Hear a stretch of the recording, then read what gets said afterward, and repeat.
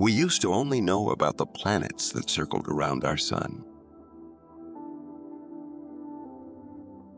But now we know that there are rocky worlds and huge gas clouds that circle other stars. They have a great story to tell.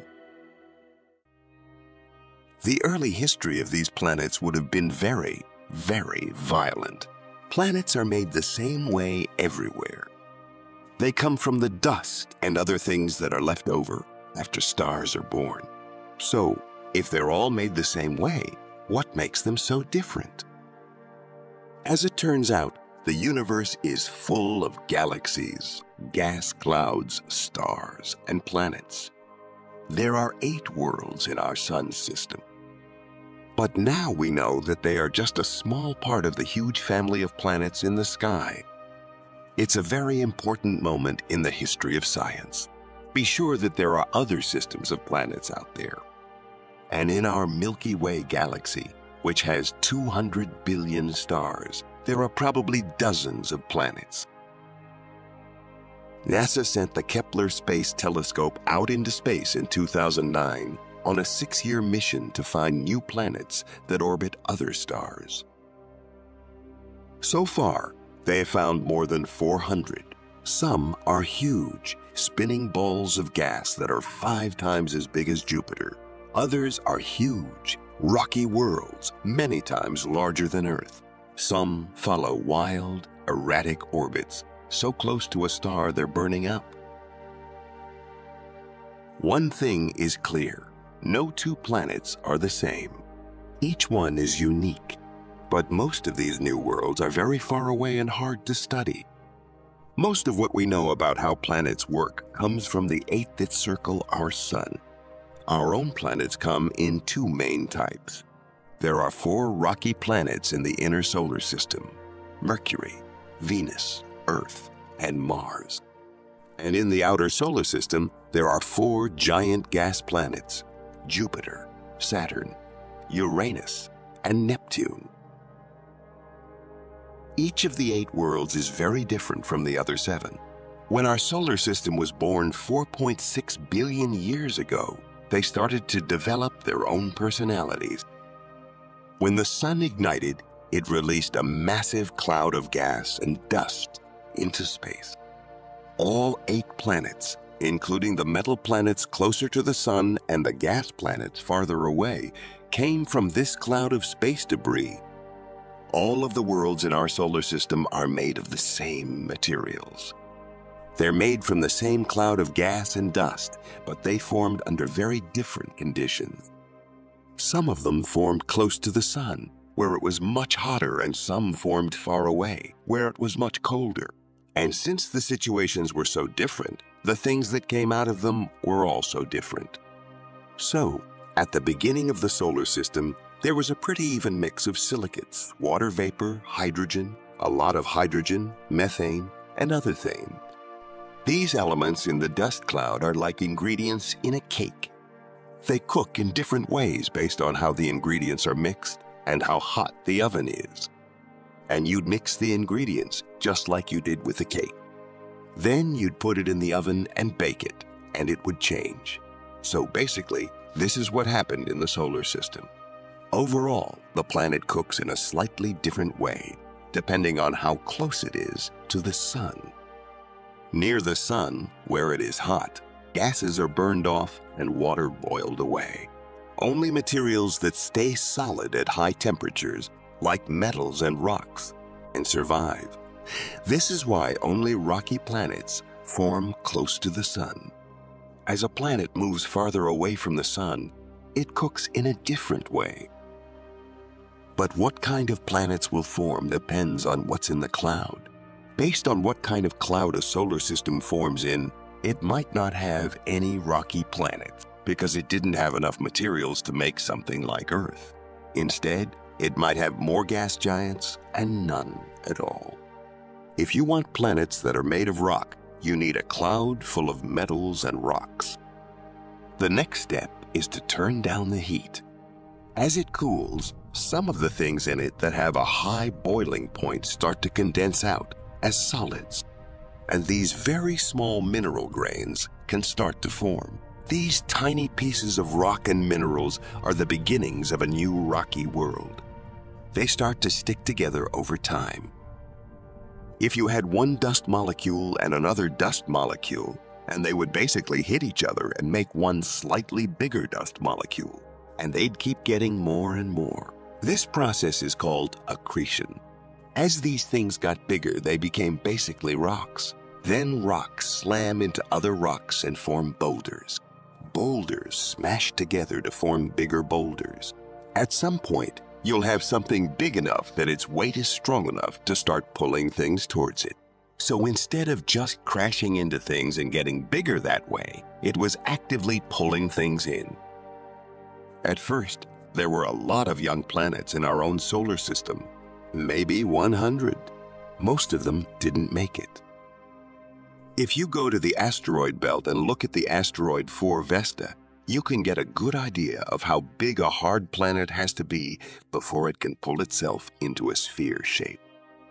Vesta is only 329 miles across, which isn't quite big enough to be a sphere. To become round, a growing planet needs to be 500 miles across. Then, it has enough gravity to crush it into a sphere. Any smaller, and it stays in irregular shape. Every time a round baby planet crashes into something, it makes it hotter and hotter until it starts to melt. Gravity is now starting to sort the heavy things from the lighter ones. Lighter things tend to float up and form a crusty layer, while heavy things, like most metals, fall down and form a much denser core at the planet's center. Finally, the young planets are starting to look like planets. But now, they have to make it through a time of violence and destruction, a cruel time that will decide which planets will live and which will die. After the sun was made, all 8 of our planets came from the same cloud of dust and gas, but they turned out to be very different. There was no real plan for how each of the new planets should be made. They did follow the rules of physics and chemistry, but most of what happened was just a matter of luck. About 4.5 billion years ago, our sun was surrounded by about 100 young planets. It turned into a demolition derby. Planet hit planet. Most were wiped out. The early history of these planets would have been very, very violent, with many of these collisions happening in the last stages of each planet's growth. As these collisions happened and things ran into each other, some of the planetesimals started to grow at the expense of the others. And these things that would eventually become planets grew and grew. As they got bigger, they sucked up all the smaller planetesimals around them, which caused a lot of space debris to hit the surface of the protoplanet. After it was over, there were only 4 different rocky planets left. Because of the things that happened to each planet in the past, they are all so different from each other. Mars is a frozen wasteland. Earth flows with liquid water. Venus is a place full of volcanoes. And Mercury is small, empty, and very hot because of a huge crash. Mercury, for example, has a very thin crust and is very dense. So, it could have been a bigger planet in the past. Then something hit it at an angle, which tore off the lighter crust and left only the dense center. Also hit hard was the young Earth. At the end of the Earth's development, it was hit by something else, which tore apart its mantle and sent the pieces into orbit around the Earth, where they regathered to form the Moon. Something also seems to have crashed into Mars. The crust of the Earth is thinner in the north than in the south.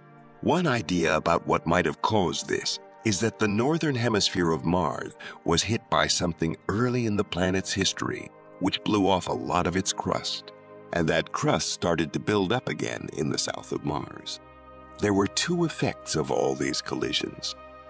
They cut down on the number of baby planets that were still alive, and they brought more ingredients to the survivors. If you had a collision with something that was metal, rich, those chunks would tend to descend down into what was becoming the core, where if you collided with something light or icy, they would tend to just float about and form part of the crust instead. Near the Sun, there were 4 rocky planets that were almost done. They were made of a solid core of hot iron surrounded by a layer of liquid iron and a shell of molten rock. On top of that is a crust on the surface. All of these rocky planets were made the same way from the same basic materials. But each of them was very different. Different sizes and very different destinies. Space may look empty, but it's not. It's full of stuff blown out of the Sun. Strong magnetic fields are made by the Sun. These fields rise up in giant loops above the surface. When they hit each other, a storm of very hot, very charged particles shoots out into space. The name for it is the solar wind. Astronauts can see it from space, but only when they close their eyes. When you close your eyes, you sometimes see a little flash. And that flash of light is caused by an energetic particle going through your head and interacting with the fluid in your eye, and you see one of these every few minutes. Solar wind could kill the astronauts if they were exposed to a lot more of it. During the Apollo program, there was an explosion on the Sun between 2 moon missions that would have killed the astronauts if they were there. So, radiation in space is a big deal. But here on Earth, the solar wind doesn't pose much of a threat because we are protected by an invisible magnetic field that comes from the center of the Earth. You can make magnetic fields from motion by converting the energy of the motion into magnetic energy. Deep inside the Earth, the same thing happens. As the Earth spins, the hot liquid metal flows around the solid core, turning its energy into a magnetic field that comes out of the poles. It keeps the solar wind from getting into the atmosphere of the planet. And if the planet has a magnetic field, the magnetic field will send the solar wind around the planet. The solar wind is pushed away from Earth by the magnetic field, which protects the atmosphere and everything on the surface. Big storms of solar radiation can sometimes mix up the magnetic field. Then, big light shows called auroras happen over the poles.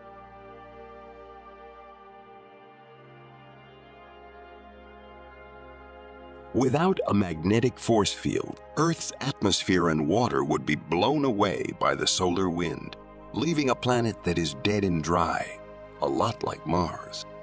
Mars was made the same way Earth was, but today it's cold and dry and there's not much going on.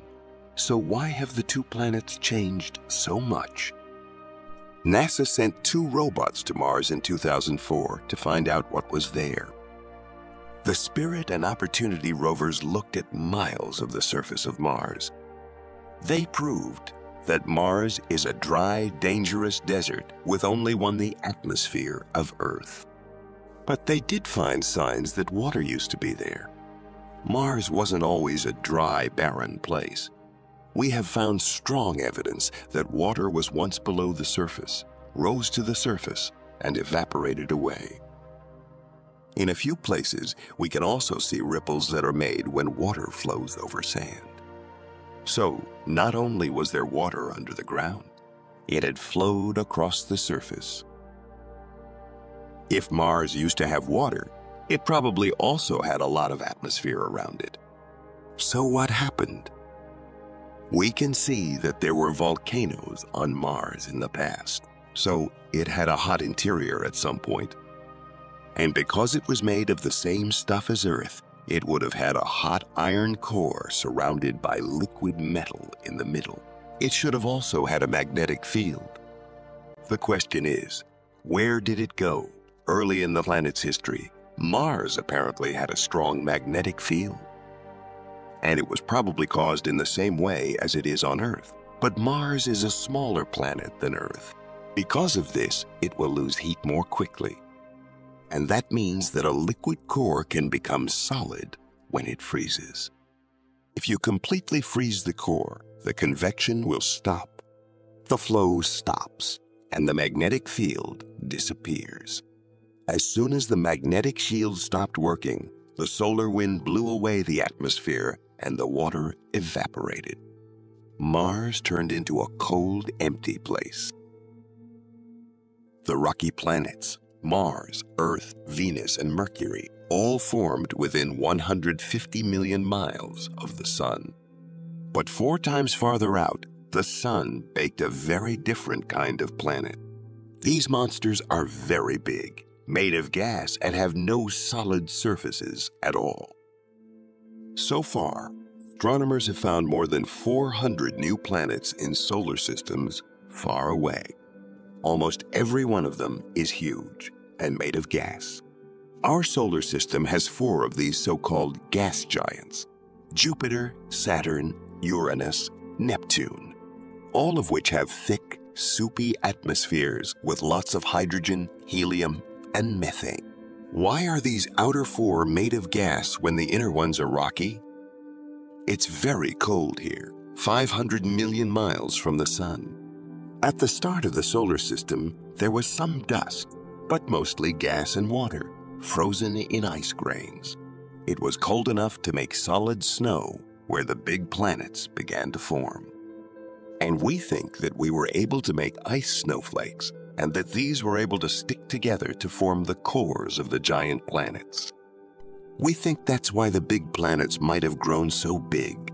Because there was so much ice and gas, their cores grew to be about 10 times the size of Earth. A lot of gravity came from these big cores.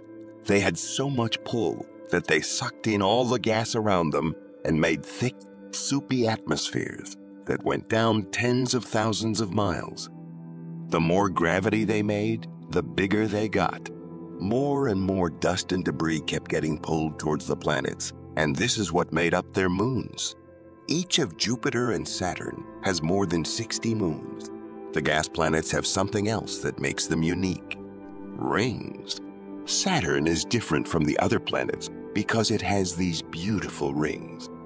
It turns out that Jupiter, Uranus, and Neptune also have rings, but they are very weak and hard to find.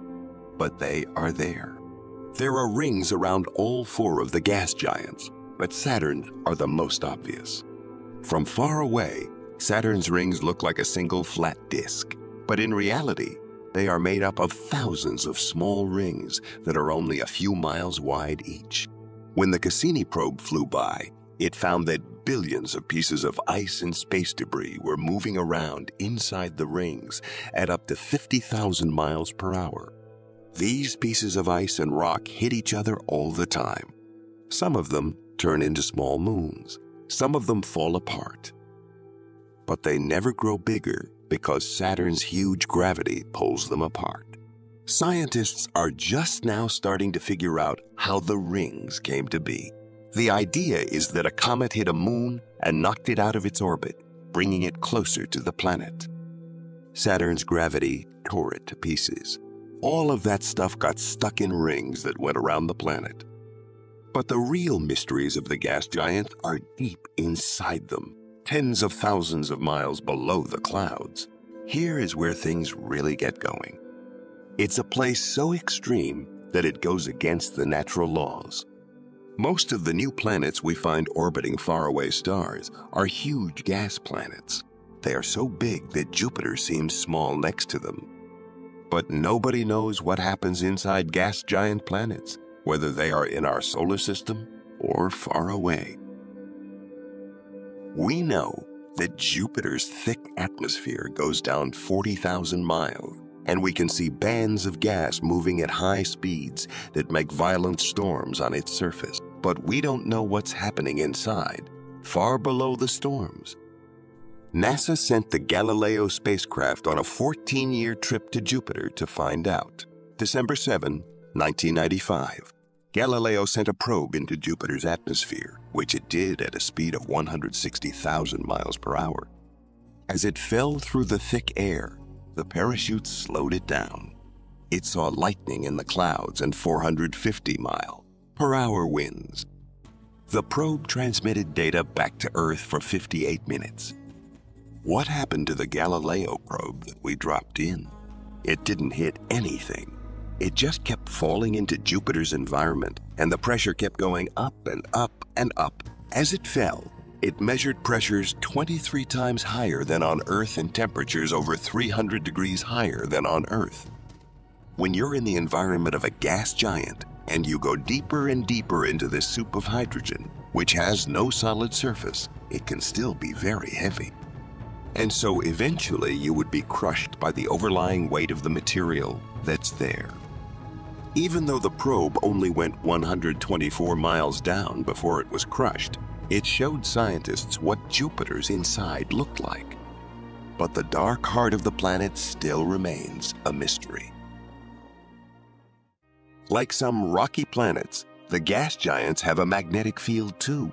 Jupiter's magnetic field is 20,000 times stronger than Earth's, and so big that it goes all the way to Saturn, which is more than 400 million miles away. Like on Earth, Jupiter's magnetic field keeps the solar wind away from the atmosphere and keeps it safe. When scientists looked at Jupiter's magnetic field, they found that it affected the moons of Jupiter. The volcanic moon Io orbits only 217,000 miles from the planet. Every second, Io's volcanoes send a ton of gas and dust into space. It gets even stronger because of Jupiter's magnetic field, which makes powerful belts of radiation. And this makes the area around Jupiter very busy in a lot of ways. If you point a radio antenna at Jupiter, you can hear how the planets and the magnetic field interact with each other. Jupiter and Saturn can make auroras without the solar wind. They make their own magnetic fields because they're so big. These auroras show that planets with gas also have magnetic fields. But how do magnetic fields get made on gas planets? On Earth, the job is done by a very hot liquid metal that spins around the planet's solid iron core. Most likely, gas planets do about the same thing. But gas planets don't have iron cores that get very hot. They formed around frozen cores of dust and ice. So we don't really know what's going on inside. We really don't know what makes up the deepest parts of Jupiter's interior. So, it's possible that Jupiter has a solid core at its center, or it could just still be liquid. We might never know. No probe could ever go the 44,000 miles to the center of the planet to look into it. Galileo was destroyed before it could reach the center of the planet. Gravity and heat shape how planets evolve, from their inner cores to their outer atmospheres. They're the great creative forces in planet building. But there's one more thing that has a big effect on how planets turn out, and that ingredient is water. Planets may look like they are fixed and don't change, but they are always changing. One planet in our solar system lost its atmosphere and turned into a desert. Another planet got too hot and changed into the planet from hell. Planet Earth has also changed, and it was water that changed the game. When you look at Earth from space, you can see a lot of water. We are, after all, the blue planet. That means it must be very wet, right? At first glance, our world seems to have a lot of water. After all, 3/4 of it is made up of oceans. Not true. Only 0.06% of the mass of the Earth is water. Some water is on the surface as oceans, and some is stuck in the mantle. But actually, the Earth is a relatively dry rock. All of the inner rocky planets formed very close to the sun, so they started off dry. Any water they might have had either evaporated or was blown away when things hit. These massive collisions that formed the Earth were so energetic that if there had been water here, it would have evaporated and left the Earth. So where did all the new water on Earth come from? It's now here. When you look at Jupiter, Saturn, Uranus, and Neptune, you can see that they have a lot of water locked up inside them. And even more dramatically are the moons. At least half of the water on the moons of Jupiter, Saturn, Uranus, and Neptune. A lot of water was out there.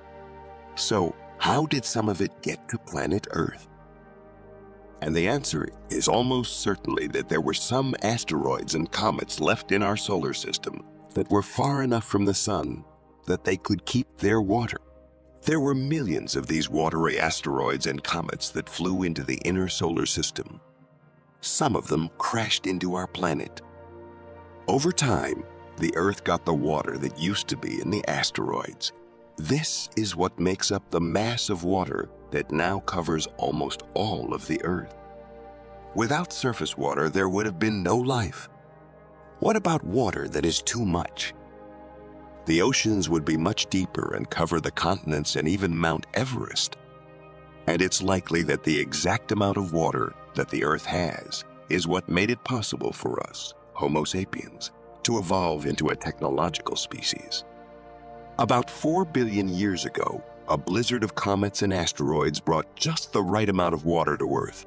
This is how the world we know today came to be. And it's possible that the same thing is going on somewhere else in the universe right now. There is a lot of water out there, that much is certain.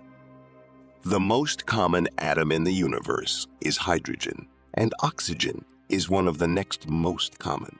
H2O will definitely be a very popular molecule, which is exactly what is happening in our universe.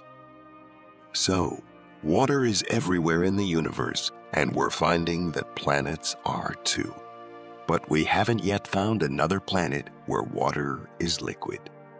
More than 400 new planets have been found by scientists. Our world doesn't look like any of them. What we haven't found yet is a planet around another star that is about the same size, mass, and chemical makeup as Earth.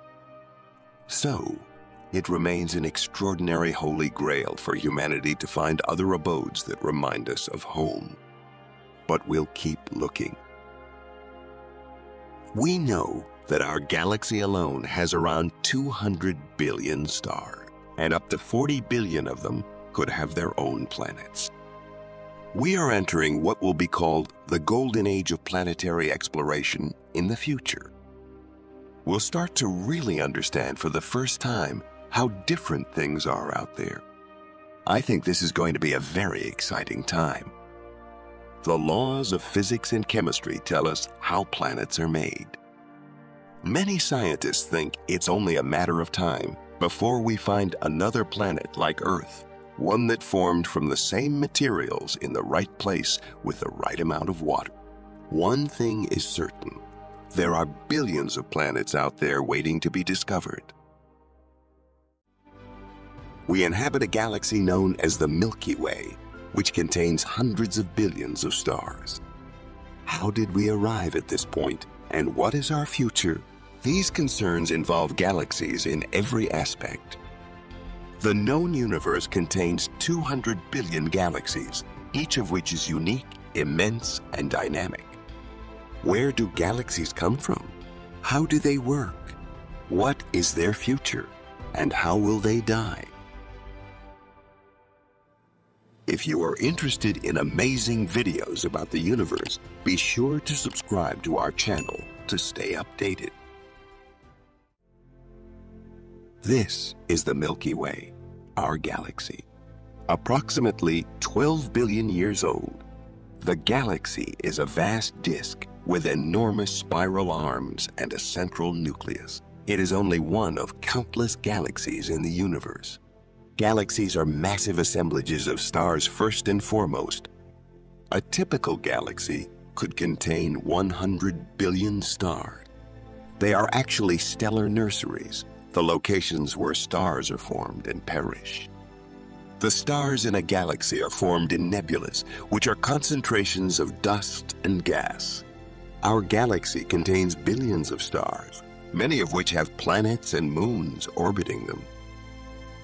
But for a very long time, we knew very little about galaxies. A century ago, we believed that the Milky Way was the only galaxy in the universe. In 1924, astronomer Edwin Hubble altered the entire situation. Hubble observed the universe using the most sophisticated telescope available at the time, the 100-inch Hooker on Mount Wilson near Los Angeles.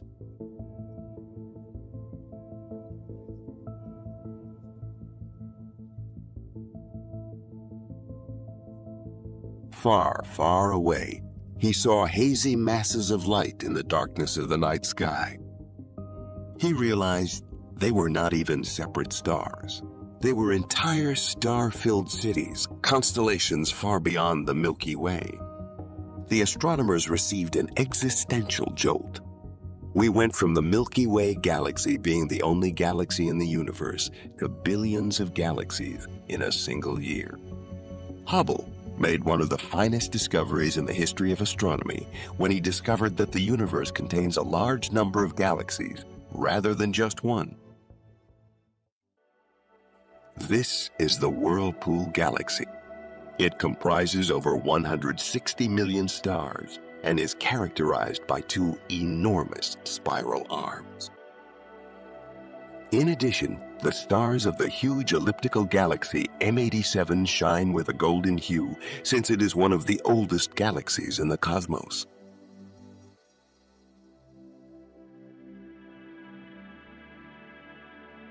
And this is the Sombrero Galaxy. Its massive bright core is surrounded by a cloud of gas and dust. All galaxies are very beautiful. They stand in for the fundamental building block of the cosmos. As they spin across space, they resemble enormous pinwheels. Galaxies are enormous on a grand scale. On Earth, we measure distance in miles. In space, astronomers use light years. This is how far light can travel in a year. Our galaxy's diameter is over 100,000 light years, and we're now located at a distance of 25,000 from its center. However, in the grand scheme of things, even it seems like a tiny dot. While the Milky Way seems enormous from Earth, when compared to other galaxies, it is really rather little. Andromeda, the galaxy closest to us, is about 200,000 light-years wide, making it twice as large as the Milky Way. M87 is the largest elliptical galaxy in our own cosmic backyard and much bigger than Andromeda. But M87 is tiny compared to this giant. 6 million light-years across, IC1011 is the biggest galaxy ever found. It's 60 times the size of our own Milky Way. It's common knowledge that galaxies are enormous and ubiquitous. But why is this the case? The origin of galaxies is a key mystery in astrophysics. Approximately 13.7 billion years ago, the universe began with what we refer to as the Big Bang, a period of intense heat and density. We know that there could not have been anything like a galaxy at that time. So galaxies must have come from that very early universe and formed from it. For stars to form, and for galaxies to form from those stars, gravity is essential. After the Big Bang, the first stars began to emerge only 200 million years later. The earliest galaxies formed as their masses began to clump together because to gravity. Thanks to the Hubble Space Telescope, we can now see the early universe when galaxies were just beginning to form. Numerous galaxies are visible to the Hubble, the light we see from distant galaxies now. However, really departed those objects many millions or perhaps billions of years ago. What we see now is the distant past of those galaxies since it took so long for their light to get to us. The Hubble Deep Field reveals a collection of fuzzy dots. They are quite different from the galaxies we see now. We can hardly make out these little specks of light. Those fuzzy patches of light are really millions or billions of stars beginning to combine. The oldest galaxies are represented by these barely visible blotches. They began to take shape around 1 billion years after the Big Bang. However, Hubble's range of visibility ends there. A second sort of telescope, one too large to send into space, is required if we are to travel much farther back in time. Not only can the telescope identify primordial galaxies, but it can also trace their evolution. The evolution of galaxy and galaxy cluster formation may be followed. All the galaxies that have developed since the cosmos was just a few 100,000 years old are leaving their imprints for us to observe. Finally, scientists can begin to answer the question, what did young galaxies look like?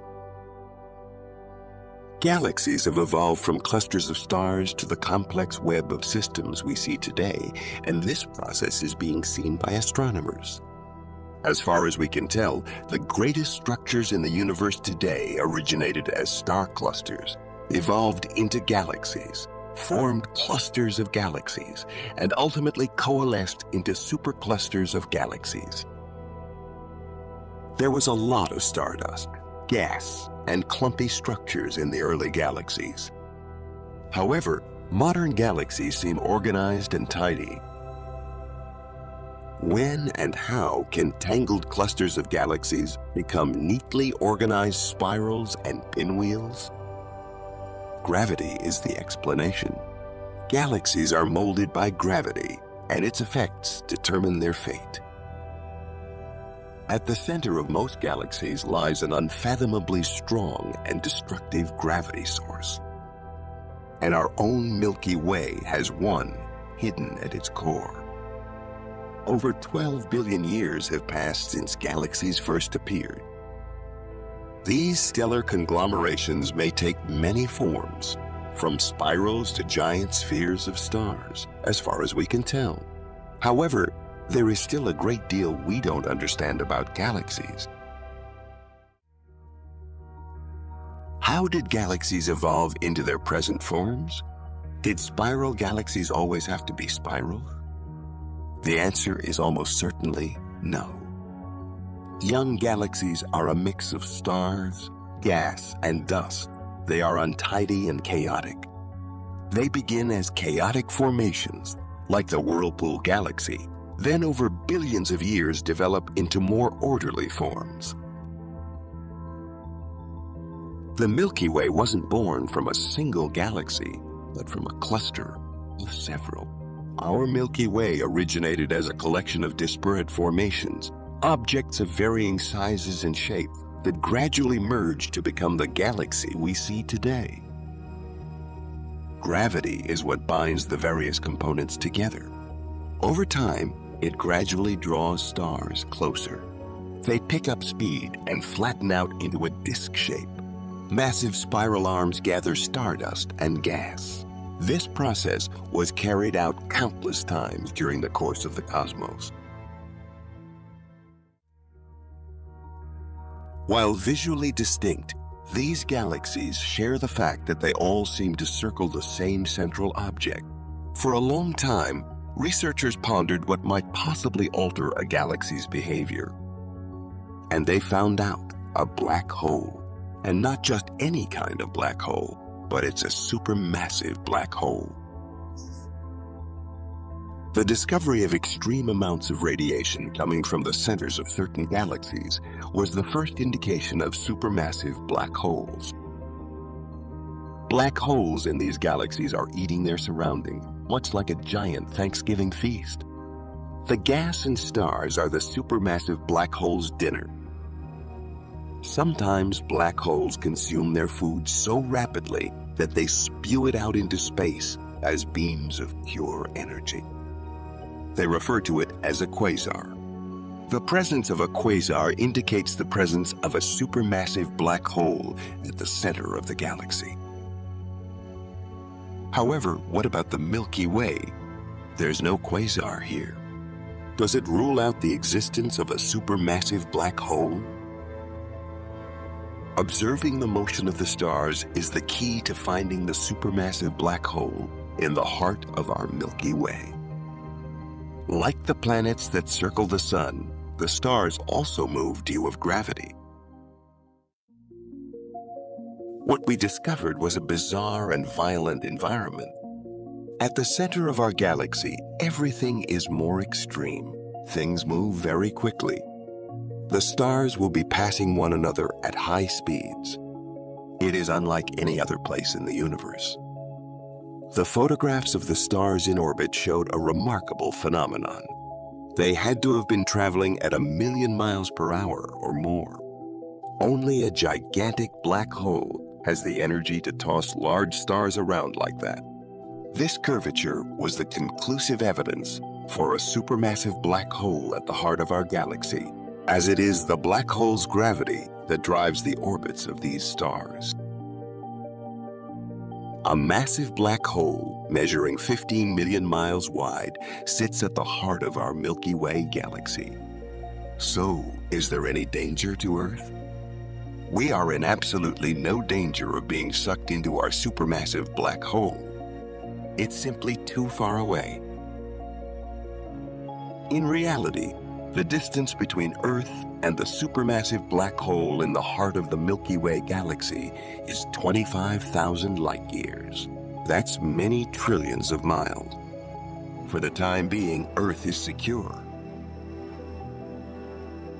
Although supermassive black holes are the source of enormous quantities of gravity, they are not strong enough to bind galaxies together.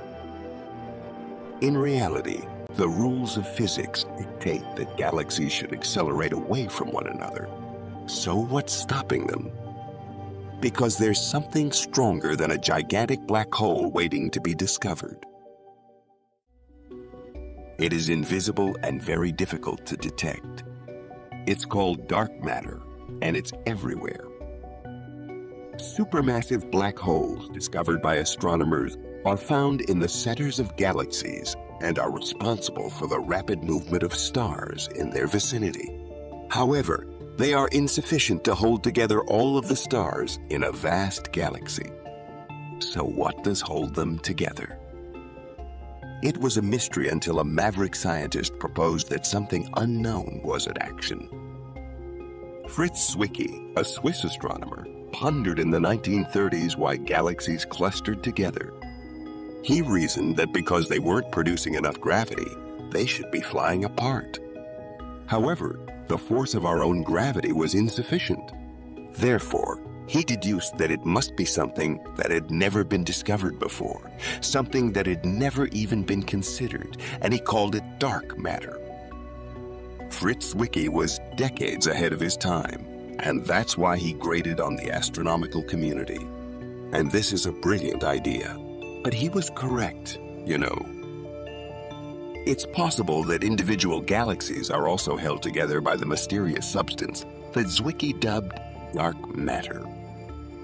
Galaxies rely on dark matter as a kind of protective framework that keeps them from collapsing and moving about. Now, scientists have discovered that dark matter does more than just bind galaxies together. It may have also triggered their evolution. Scientists believe that after the Big Bang, dark matter started to cluster, and these dark matter clumps evolved into the galaxy's nucleus. However, the nature of dark matter is still a mystery to physicists. Weird things happen with dark matter since we don't know what it is. Obviously, it's not constructed from the same substance that humans are. You can't push against it. You can't feel it. However, it is likely everywhere. It's a ghost-like material that will pass right through you as if you didn't exist at all. Although our understanding of dark matter is limited, it seems to be abundant across the cosmos. That means there must be at least 6 times as much dark matter as regular matter, what humans are comprised of in the cosmos. And the way the cosmos seems to function depends on it. Observations of its effects on light have led to its recent indirect detection in deep space. Through a process known as gravitational lensing, it warps the light. The existence of dark matter may be tested using gravitational lensing.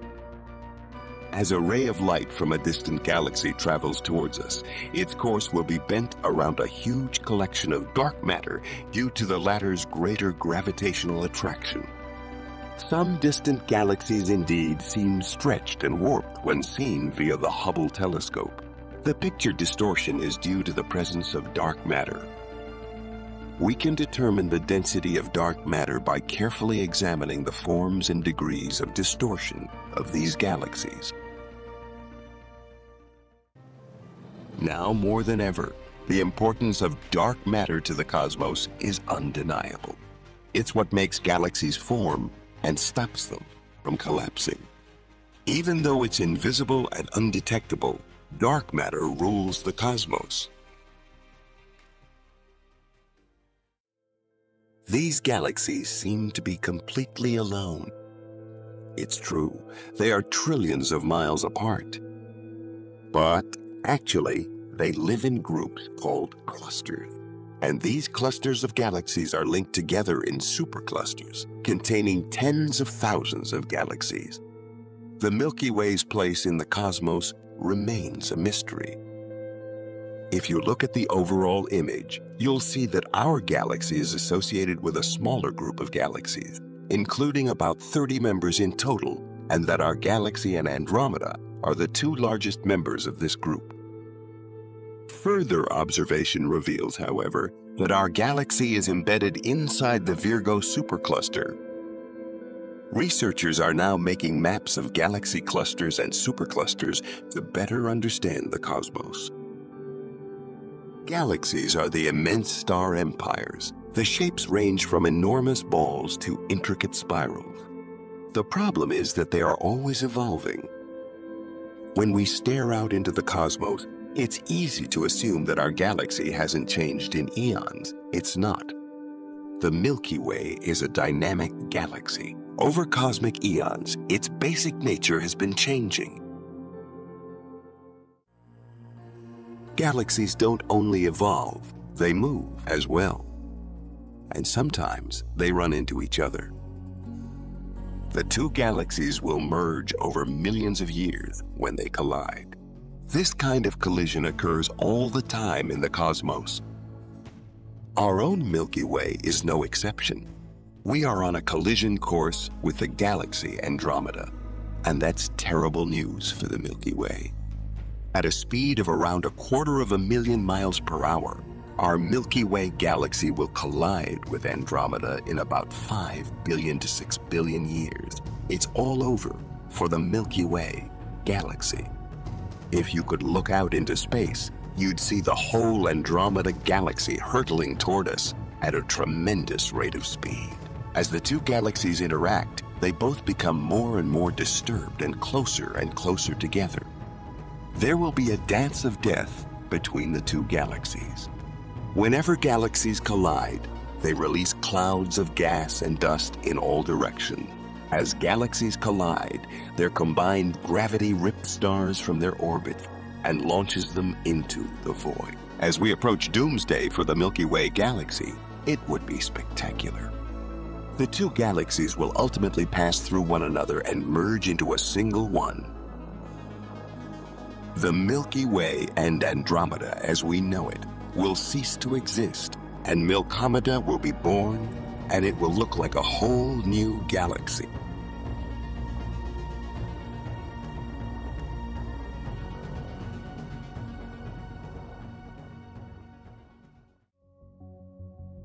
There's no escaping what's going to happen. The question is, what's it mean for planet Earth?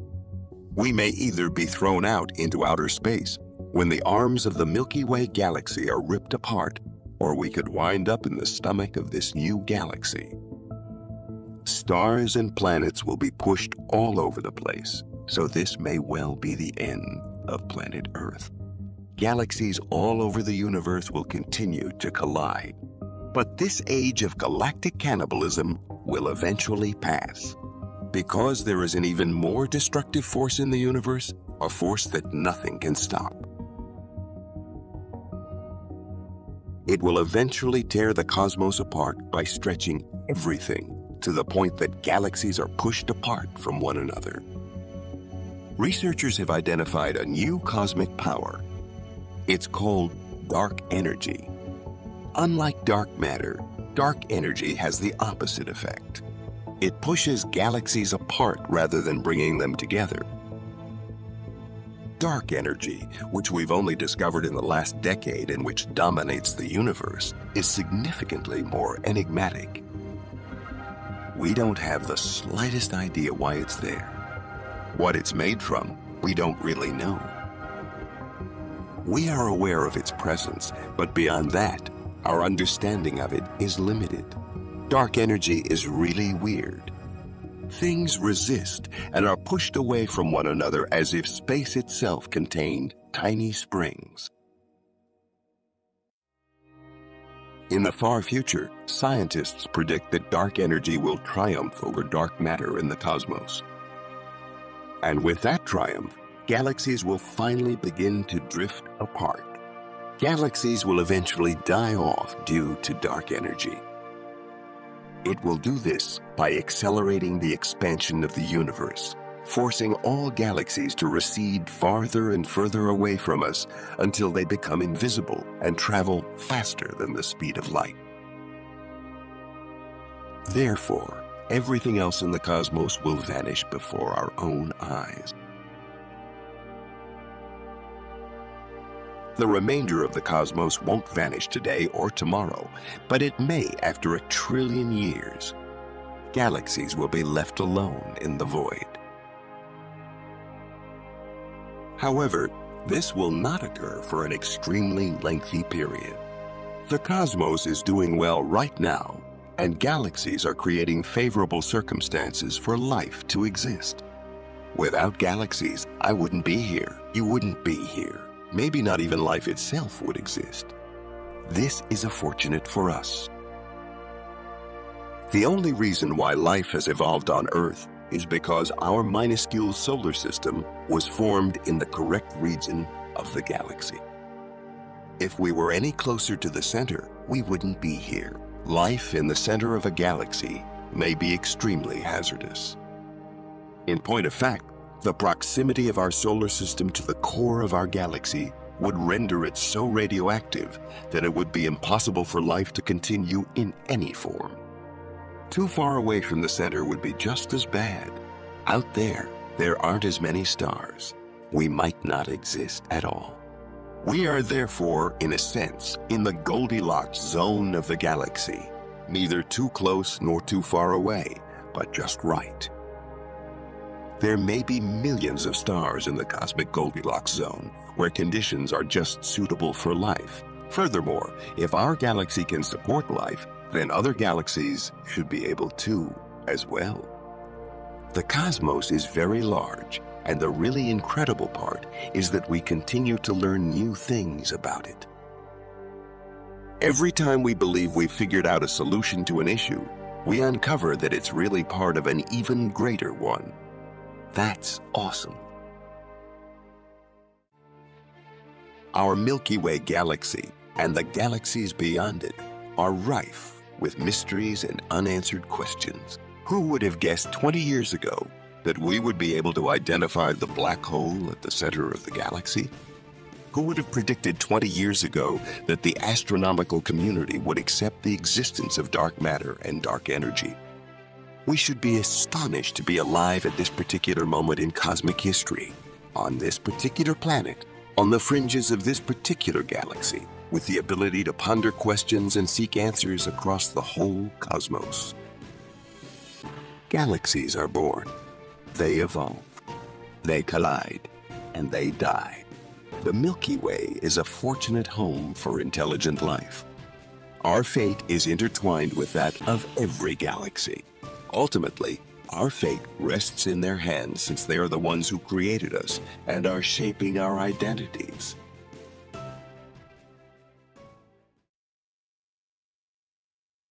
Venus is nearly identical to Earth in size, making it one of our most similar neighbors in the solar system. With a mean radius of about 3,760 miles or 6,052 kilometers, it's approximately 95% the size of Earth. Its mass is about 81.5% that of Earth. This similarity in mass and size means that Venus also has a comparable density to Earth, approximately 5.24 grams per cubic centimeter, implying a similar rock-iron composition. Venus and Earth have a comparable structure, a central iron core surrounded by a rocky mantle and a thin crust.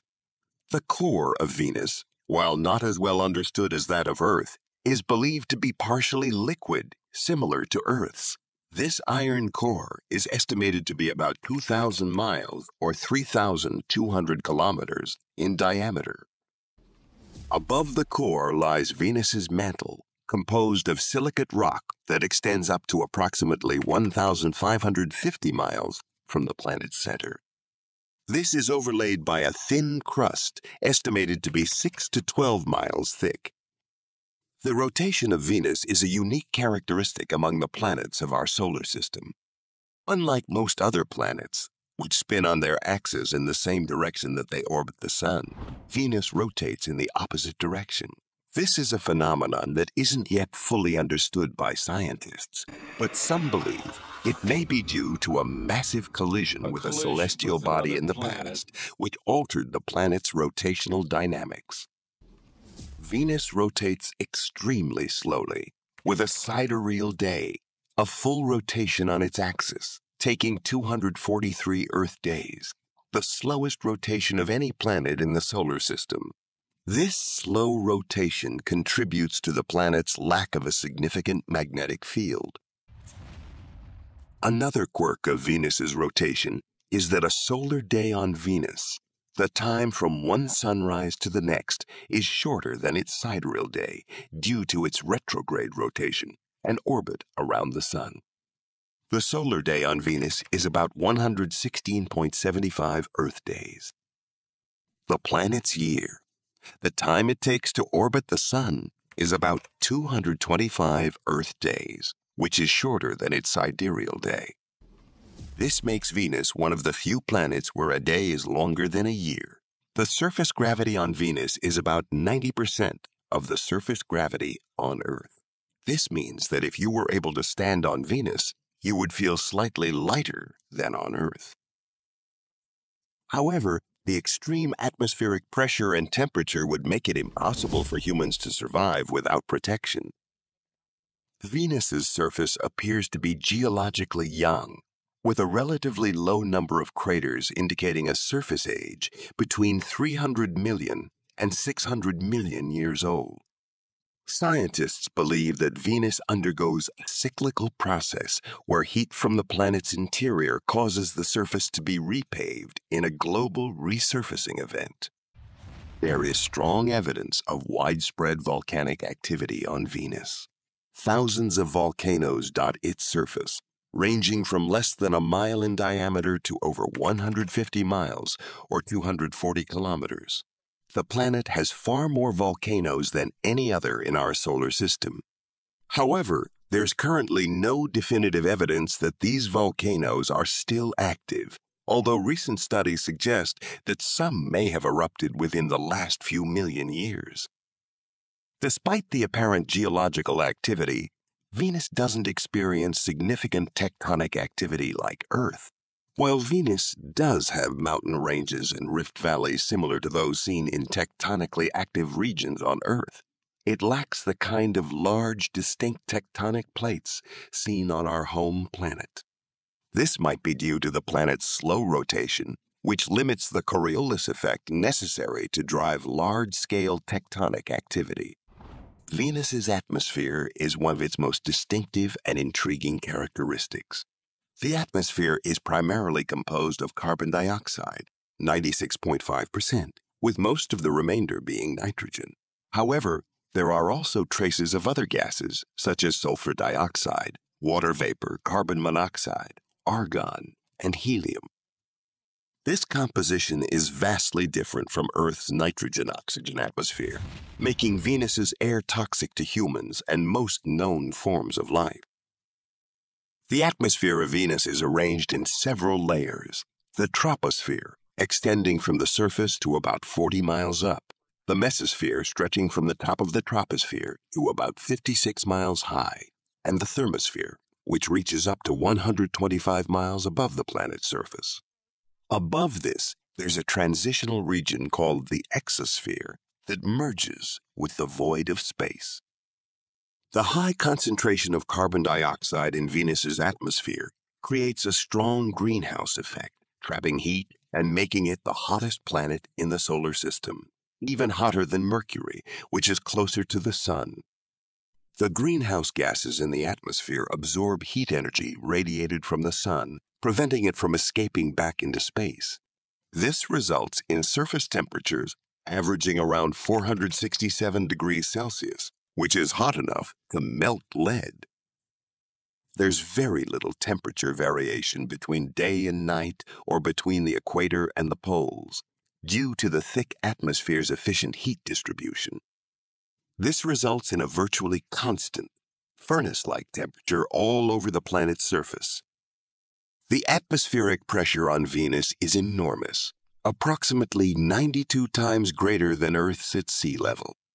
This is equivalent to the pressure experienced 0.62 miles deep in Earth's oceans. A human exposed to such pressure without protection would be crushed. Despite this, high up in Venus's atmosphere, approximately 31 miles above the surface, the pressure and temperature conditions are similar to those on Earth's surface. Venus's atmosphere is perpetually cloaked in thick, opaque clouds that cover the entire planet. These clouds reflect about 75% of the sunlight that reaches Venus back into space, which is why Venus is so bright and easily visible from Earth.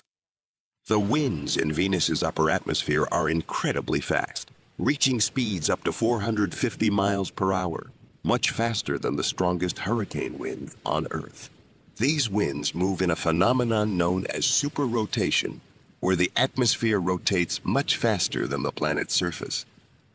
Near the surface, however, winds are much slower, typically less than a few miles per hour. Venus boasts the highest mountain in the solar system, Maxua Montes, rising 20 kilometers, about 12 miles above Venus's mean surface level. The planet's surface is also marked by numerous impact craters, extensive lava flows, and unique surface features like coronae, circular structures caused by the upwelling of hot material from the mantle and arachnoids, circular structures with a complex pattern of fractures. Due to Venus's slow rotation and dense atmosphere, the planet doesn't experience significant seismic activity like Earth. However, recent studies suggest that Venus may still be geologically active. Venus has been a target of interest since the dawn of space exploration. The Soviet Union's Venera and Vega missions, NASA's Pioneer Venus, and the European Space Agency's Venus Express have all contributed significantly to our understanding of the planet. The Venera program achieved many firsts, including the first human-made device to enter the atmosphere of another planet, and the first successful landing on another planet. These missions provided valuable data on Venus's atmosphere and surface.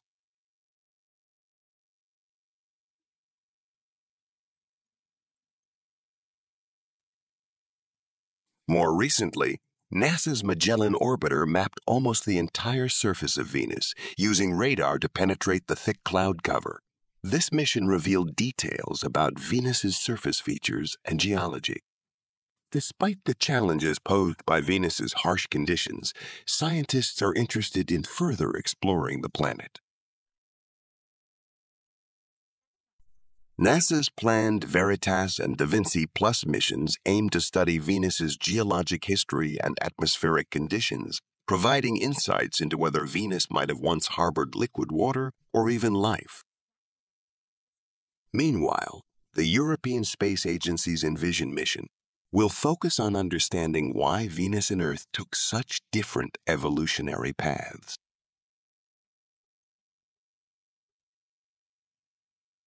Japan's Akatsuki mission is currently studying Venus's atmosphere and weather patterns.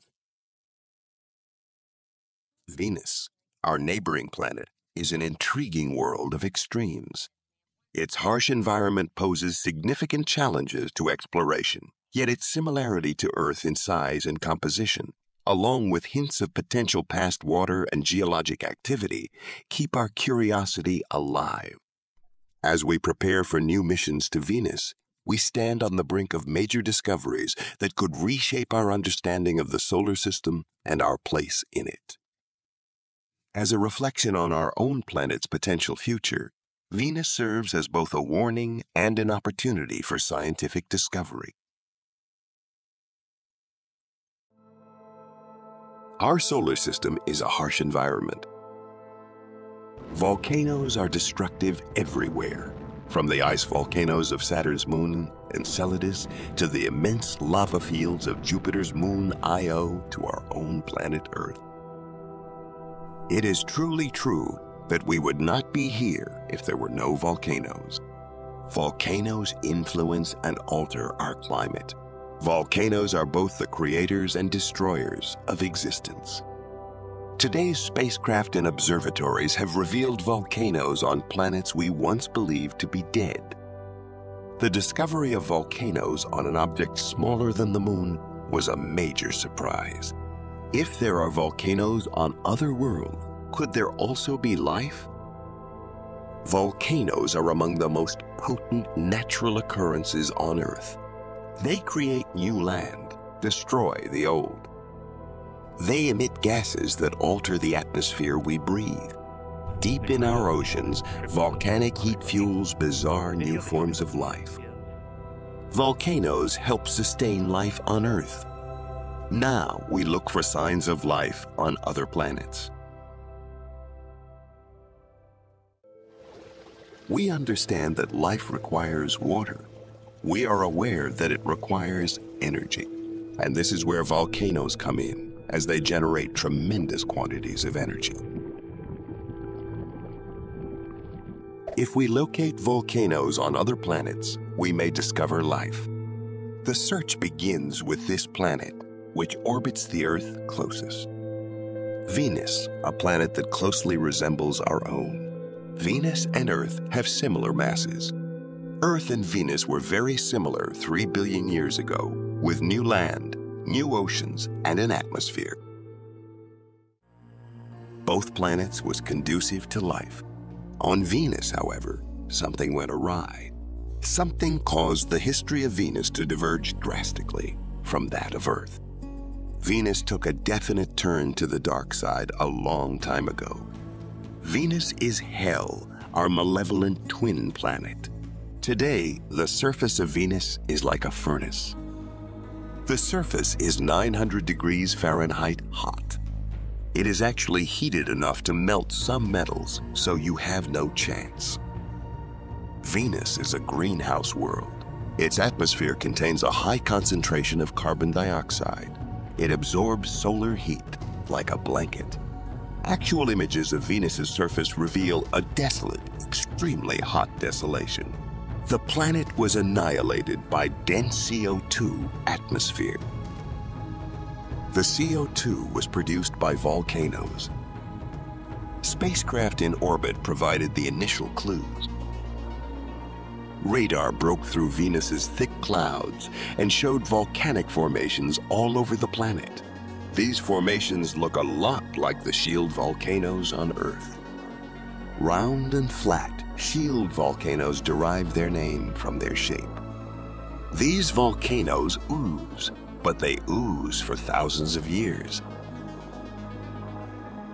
Once we were able to map the entire surface of Venus using cloud-penetrating radar, we began to examine its landforms and discovered that many of them were quite familiar. In particular, we observed enormous shield volcanoes that resembled the shield volcanoes in Hawaii. The radar images of Venus were identical to those of Hawaii's shield volcanoes. In the past, Venus was home to volcanoes. We were astounded to see a picture of Venus for the first time. we discovered a cratered volcanic surface.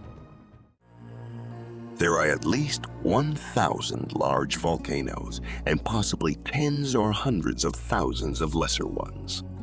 Lava plains cover 3/4 of Venus's surface, evidence of an ancient catastrophe.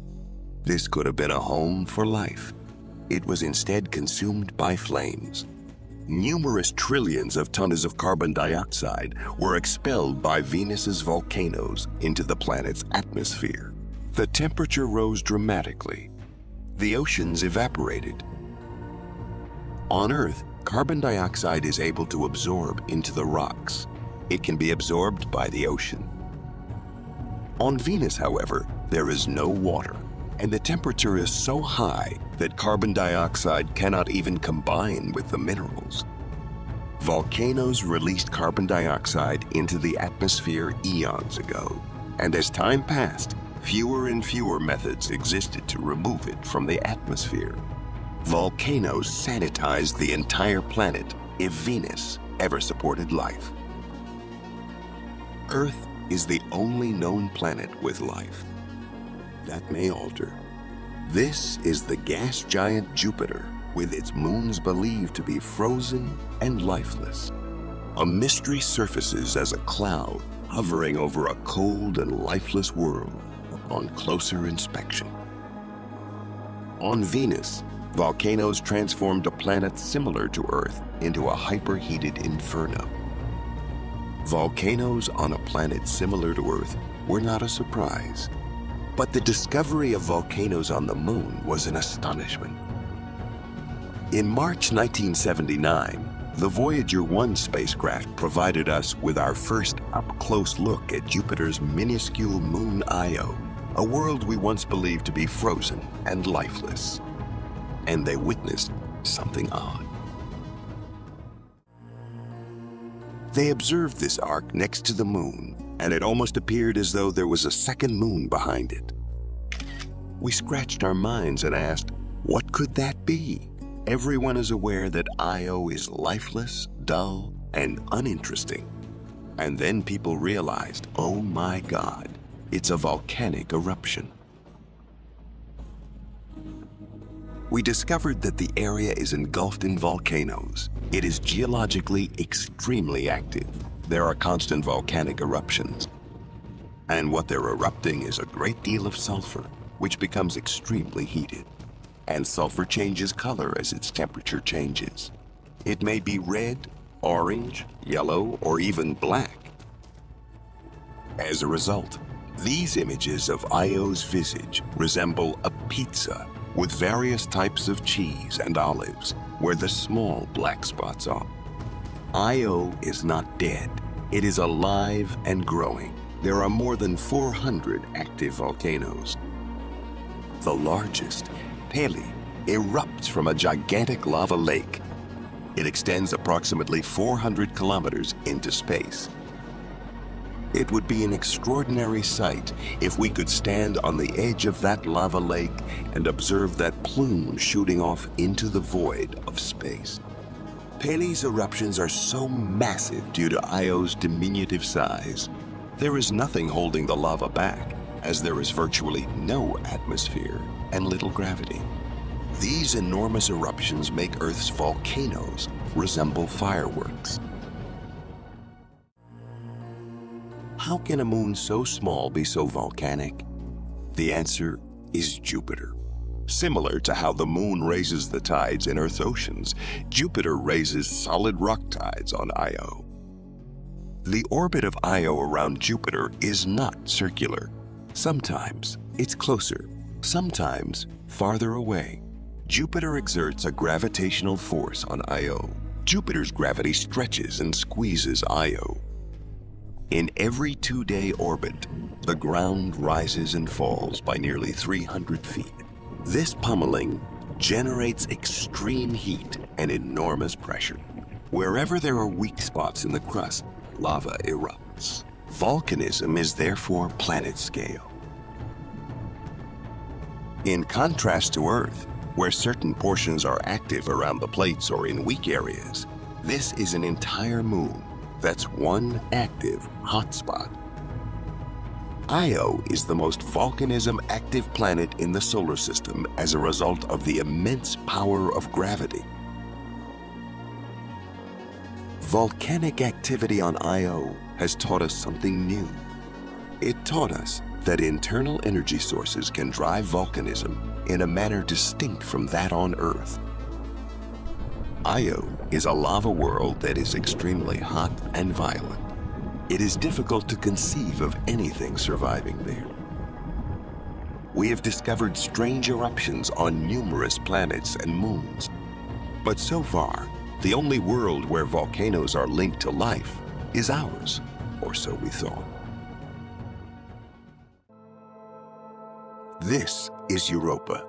It orbits Jupiter at a distance of nearly 500 million miles from the Sun and is a 2,000-mile wide sphere of ice. From afar, its surface appears to be polished. Up close, it's a different story. Europa is pummeled by Jupiter's immense gravity, just like its companion Io. The surface rises and bends, forming ridges and deep fissures. When we first obtained close-up images of Jupiter's moon Europa, they seemed vaguely familiar, and it turns out that they resemble Arctic ice flows. And it turns out they are the same. A global liquid ocean lies beneath Europa's several-mile-thick icy crust. Magnetic measurements indicate Europa's ocean is an astounding 60 miles deep. The gravitational impact of Jupiter heating the rocky interior and melts the ice above. As the core is stretched by tides and heated, possibly melting, it is not preposterous to believe that there is a boundary between a hot core and a liquid water ocean. Underwater eruptions on Earth are surrounded by life. The same may occur on Europa. Here, the darkness is complete, the pressure crushing 2,000 Earth atmospheres. A harsh environment, but perhaps a cradle for life. If there is evidence of life on Earth, why not Europa? An energy source, volcanic activity, a universal solvent, liquid water, and a complex hydrocarbon chemistry are all present. Life would be difficult, not impossible on Europa. There is life at every extreme on Earth, including searing heat, crushing pressure, and absolute darkness. Life on Europa may resemble our own in unanticipated ways. If life exists beneath Europa's ice, it would be aquatic, without eyes, because there is no significant light. Organisms that essentially feed off the energy of the volcano would most likely utilize sonar to make sense of their surroundings. Volcanoes on Europa could be the genesis of new life. It is even conceivable that Europa is typical, that this is the norm for planets with life. Earth may represent an exception. Consider that Europa could serve as a model for the billions of moons in the universe with liquid oceans. So, all of a sudden, our horizons have expanded several billion times by looking at the moons of Jupiter. Our solar system is home to more than 170 moons. Multiply this by the size of the universe, and that's a lot of potential habitats for life. Only liquid water and a source of energy are required. Potentially, both are provided by volcanoes, and they are ubiquitous. This is Saturn, twice as far from the Sun as Jupiter. However, it also has volcanic moons, and similar to Europa, these moons could support life. Saturn is one of the odd planets in our solar system, with a 600,000-mile wide ring system, an astounding 62 moons, and one with a secret. Enceladus is one of the lesser and more distant moons of Saturn, and it's been known for a long time that it's covered in ice due to its extremely brilliant and reflective surface. However, when the Cassini spacecraft visited the planet, it made a remarkable discovery. Not on the planet itself, but on Enceladus did the Cassini probe disclose a remarkable discovery. A massive plume, backlit by the sun and erupting into space, is conclusive evidence of volcanic activity. Cassini's sensors zoom in on the south pole of the moon to capture these enormous craters scarring its surface. At the south pole of Enceladus, there are extraordinarily large fissures, which open and close as Enceladus orbits Saturn due to the tides. Now, these fissures are enormous. They extend for hundreds of kilometers. And when they begin to open, you would see a large crevasse opening at approximately 100 miles per hour along its length. It'd be incredibly spectacular. Huge gravitational forces cause the surface to open and contract with incredible velocity. This helps produce the heat necessary to dissolve ice and form oceans beneath the surface. The conditions of the water beneath the surface of Enceladus are ideal for life. It is at the ideal temperature. It would be beneficial for life. Liquid water would be just like seawater here on Earth. And the chemistry of the water we observe erupting from these fissures suggests that it contains salt. It contains organic matter as well. Therefore, we have identified a location in the solar system where there is a strong possibility that there is life right now. In the ice particles, Cassini has detected complex carbon molecules. In conjunction with liquid water, they suggest that perhaps life could exist deep within this mysterious moon. Enceladus is possibly not alone. Another of Saturn's moons might also harbor life, Titan, one of the largest moons in our solar system, the only moon with a thick atmosphere, a frozen world, ice as hard as rock, lakes of liquid methane. Yet, we may also discover evidence of volcanoes and the tantalizing possibility of extraterrestrial life on this planet. Volcanoes are one of the most destructive forces in the universe, as evidenced by Io's raging conflagration and Triton's ice and nitrogen explosions. Even on Saturn's enigmatic moon Titan, however, destruction can lead to the prospect of life.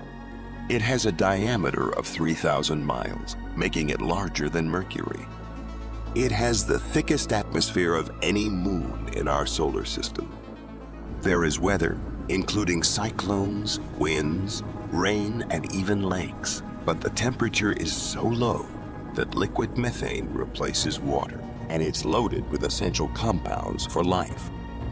Titan has proven to be one of the most fascinating locations in the solar system.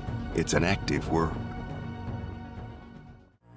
It is the only moon with a dense atmosphere, an atmosphere very similar to that of Earth due to the presence of nitrogen and, as it turns out, organic molecules. High in Titan's atmosphere, methane gas reacts with sunlight to produce compounds essential to life. But if sunlight consistently converts methane into organic compounds, why does methane not run out? Methane is abundant in the atmosphere, but we know that it is quickly eliminated by sunlight, so it shouldn't be there. There must exist a source of methane. Something on Titan emits methane in a continuous stream. Cassini has spotted what appears to be a crater. Infrared cameras disclose that the crater is surrounded by various types of materials. Scientists believe the green areas may be volcanic, possibly plains of lava ejected from Titan's interior. On Titan, the boiling liquid emitted by volcanoes could be either ammonia or water. Methane and ethane are emitted by Titan's volcanoes, and this is likely the cause of the planet's extremely dense cloud cover and orange atmosphere. This atmosphere likely originated from the outgassing of Titan's volcanoes. Even on a globe as frigid as Titan, volcanoes require heat. On Titan, there are two sources of heat. Radioactive substances heat the interior, and Saturn's enormous gravity caresses the moon, similar to Enceladus. These two forces produce sufficient heat to transform ice into water and liquid methane into gas. Could volcanoes on Titan give life a chance to survive here? The chemical reactions necessary for life as we know it require an atmosphere, a solid surface, liquid water, and heat. Volcanoes could provide everything on Titan. If life does exist on Titan, it would be truly alien. It would breathe hydrogen instead of oxygen and possibly swim through methane reservoirs at 300 degrees below zero. There may be oceans of ethane. Possibly, there are tidal pools as well as volcanic and hydrothermal activity. Perhaps volcanic heat would produce enough energy to support life on Titan. That's a speculation, but it can't be ruled out. However, we may not need to travel so far to discover signs of life. We may discover it on Mars, a volcanism-rich world much closer to home. Volcanoes are ubiquitous throughout the solar system. Planets such as Io, Titan, and Triton are intricate, volatile, and violent. Once, we believed that Earth was the only planet with both volcanoes and life. Now, we find volcanoes everywhere, but alien life has yet to be discovered. Volcanoes exemplify the absolute force of creation and destruction. They go hand in hand. It is literally true that if there weren't volcanoes here, we would not be here either. Volcanic cauldrons are the birthplace of life. Volcanoes create new landscapes, seed the atmosphere with complex chemicals, replace the old with the new. If volcanoes are linked to the processes of life, where is life on other planets? Perhaps the origin of the answer lies in ancient times, when the solar system was immature on a planet similar to our own.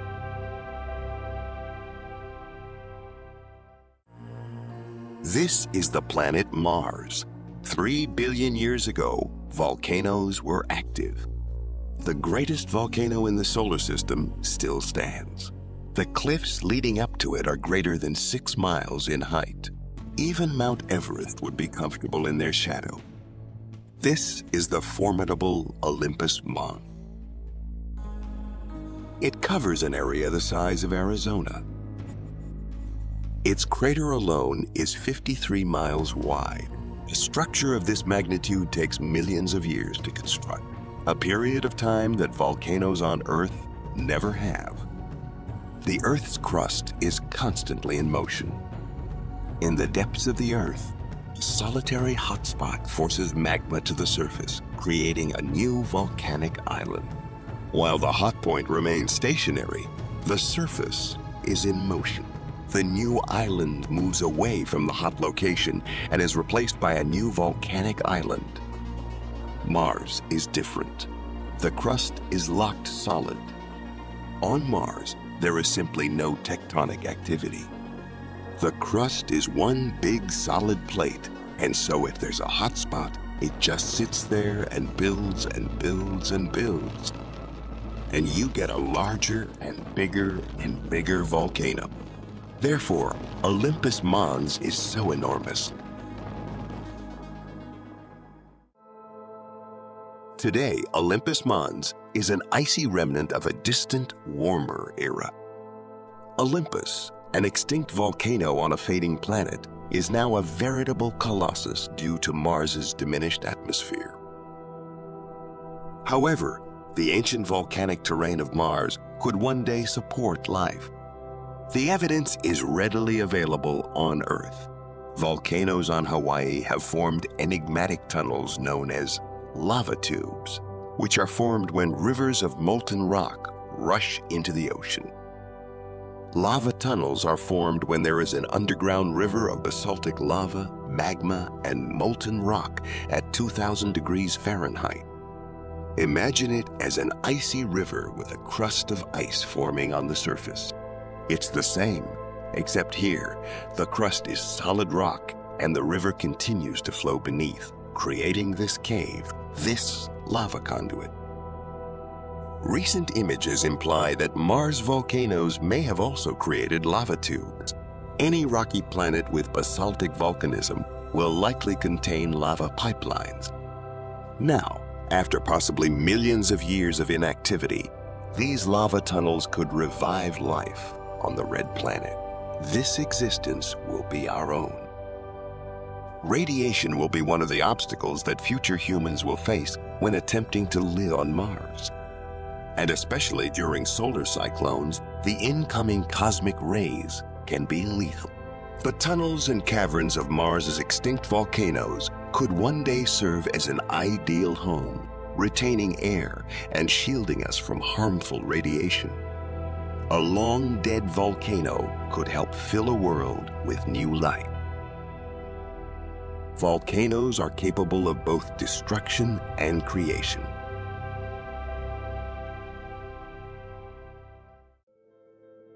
The universe is a vast and mysterious place, filled with countless wonders and secrets waiting to be discovered.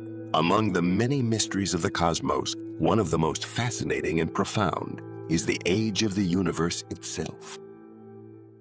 If you are interested in amazing videos about the universe, be sure to subscribe to our channel to stay updated. Scientists have spent decades studying the universe, using a variety of tools and techniques to unravel the mysteries of our cosmic past. Through their efforts, they have determined that the universe is estimated to be around 13.8 billion years old. The search for the age of the universe began in the early 20th century, when astronomers first realized that our universe was expanding. The concept of an expanding universe was first proposed by Belgian astronomer Georges Lemaitre in 1927, but it wasn't until the work of American astronomer Edwin Hubble in the 1920s and 1930s that the idea was widely accepted. Hubble's groundbreaking observations of distant galaxies revealed that they were moving away from us at great speeds, and that the farther away a galaxy was, the faster it was moving. This relationship, known as Hubble's law, suggested that the universe was not static, but was instead expanding. If the universe was expanding, then it must have been smaller in the past, and this realization led scientists to wonder just how old the universe was. The first attempts to estimate the age of the universe were based on models of stellar evolution. Scientists knew that stars undergo a predictable sequence of changes as they age, and they thought that by studying the properties of stars in our own galaxy, they could determine the age of the universe. However, these early estimates were plagued by uncertainties in our understanding of stellar evolution, and they varied widely from a few million years to several billion years. It wasn't until the 1960s that a more accurate method for determining the age of the universe was discovered. In 1964, two astronomers named Arno Penzias and Robert Wilson discovered a faint background radiation that was present in all directions of the sky. This radiation, known as the cosmic microwave background CMB, is thought to be the leftover radiation from the Big Bang, the event that marked the birth of the universe. The discovery of the CMB was a major breakthrough in our understanding of the universe, and it provided scientists with a powerful tool for estimating the age of the universe. By studying the properties of the CMB, scientists could infer important details about the early universe, such as its temperature and composition. This information, in turn, could be used to estimate the age of the universe. Over the next few decades, scientists refined their measurements of the CMB and improved their understanding of the early universe. They also developed more sophisticated models of cosmic evolution, which took into account the effects of dark matter and dark energy, two mysterious substances that make up the majority of the universe. By combining these observations and models, scientists arrived at an estimate for the age of the universe, 13.8 billion years. This estimate has been confirmed by a variety of independent measurements, including observations of distant supernovae and the large-scale structure of the universe. The age of the universe is one of the most well-established facts in cosmology, and it has profound implications for our understanding of the cosmos. The age of the universe tells us that our universe has a long and fascinating history, stretching back billions of years to a time when the universe was just a tiny, hot, and dense singularity.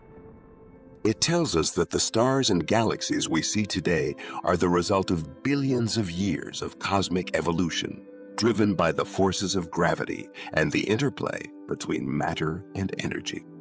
13.8 billion years old. Why is it still expanding at an accelerating rate? What is the nature of dark matter and dark energy, and how do they shape the evolution of the universe? How did the first stars and galaxies form, and what was the nature of the universe in its earliest moments? These are just a few of the many questions that cosmologists are working to answer.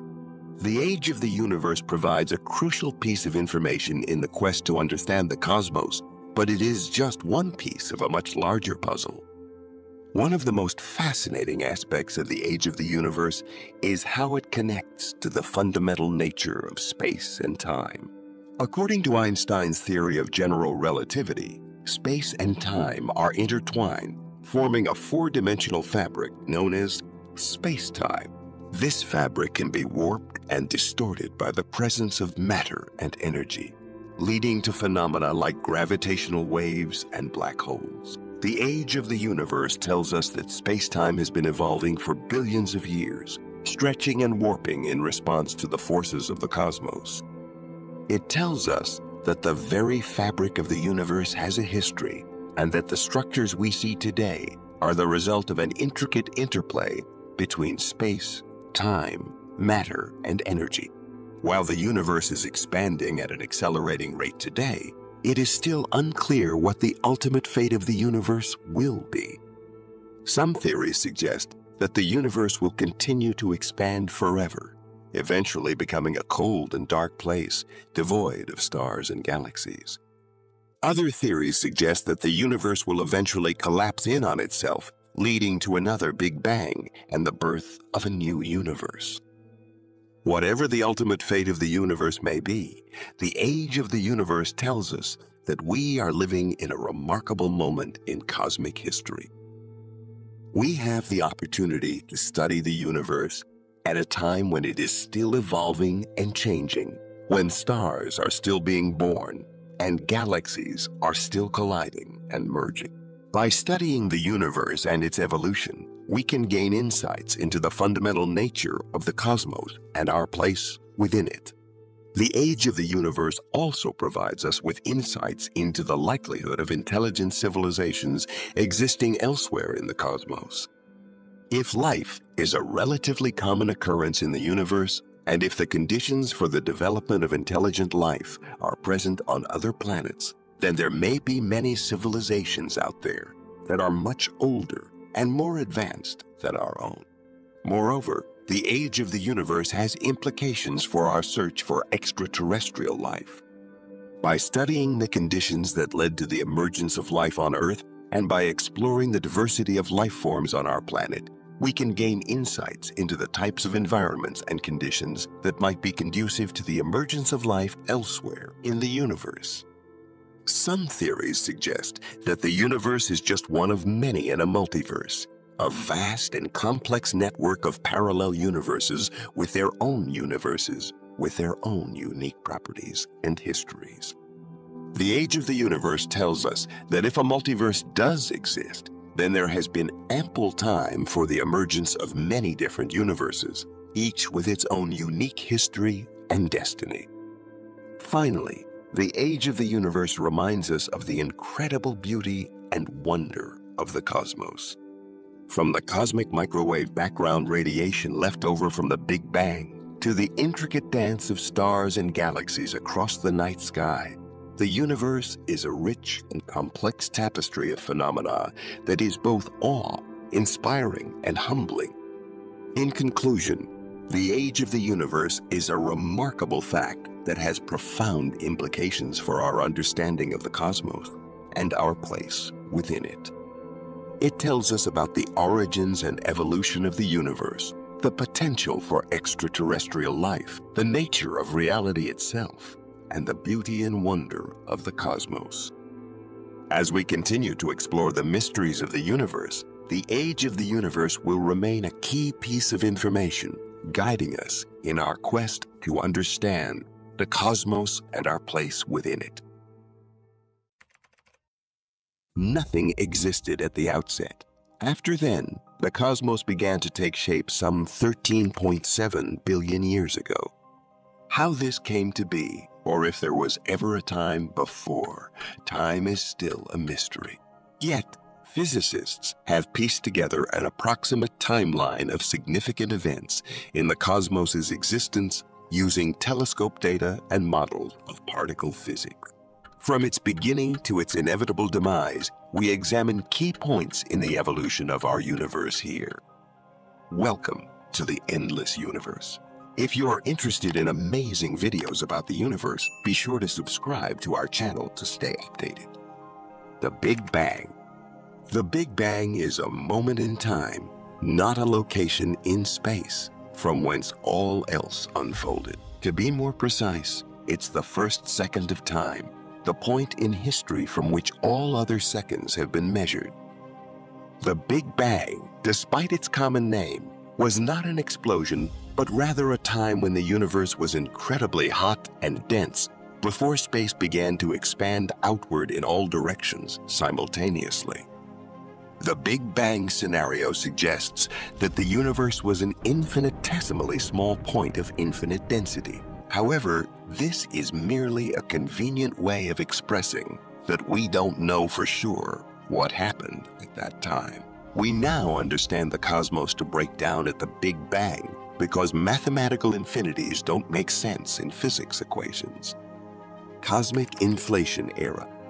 The next cosmic confab was to rapidly expand in size.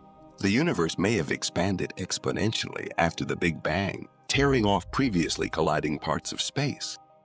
This period, known as inflation, is still mostly theoretical, but it has gained favor among cosmologists as a possible explanation for the striking similarity between distant parts of space.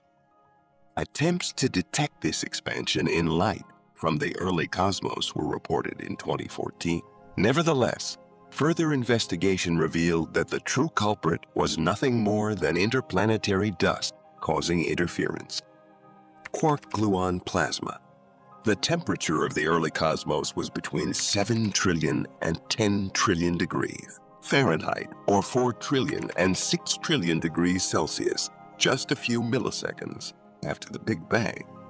Quarks, elementary particles ordinarily contained within protons and neutrons, were free to move about at these temperatures.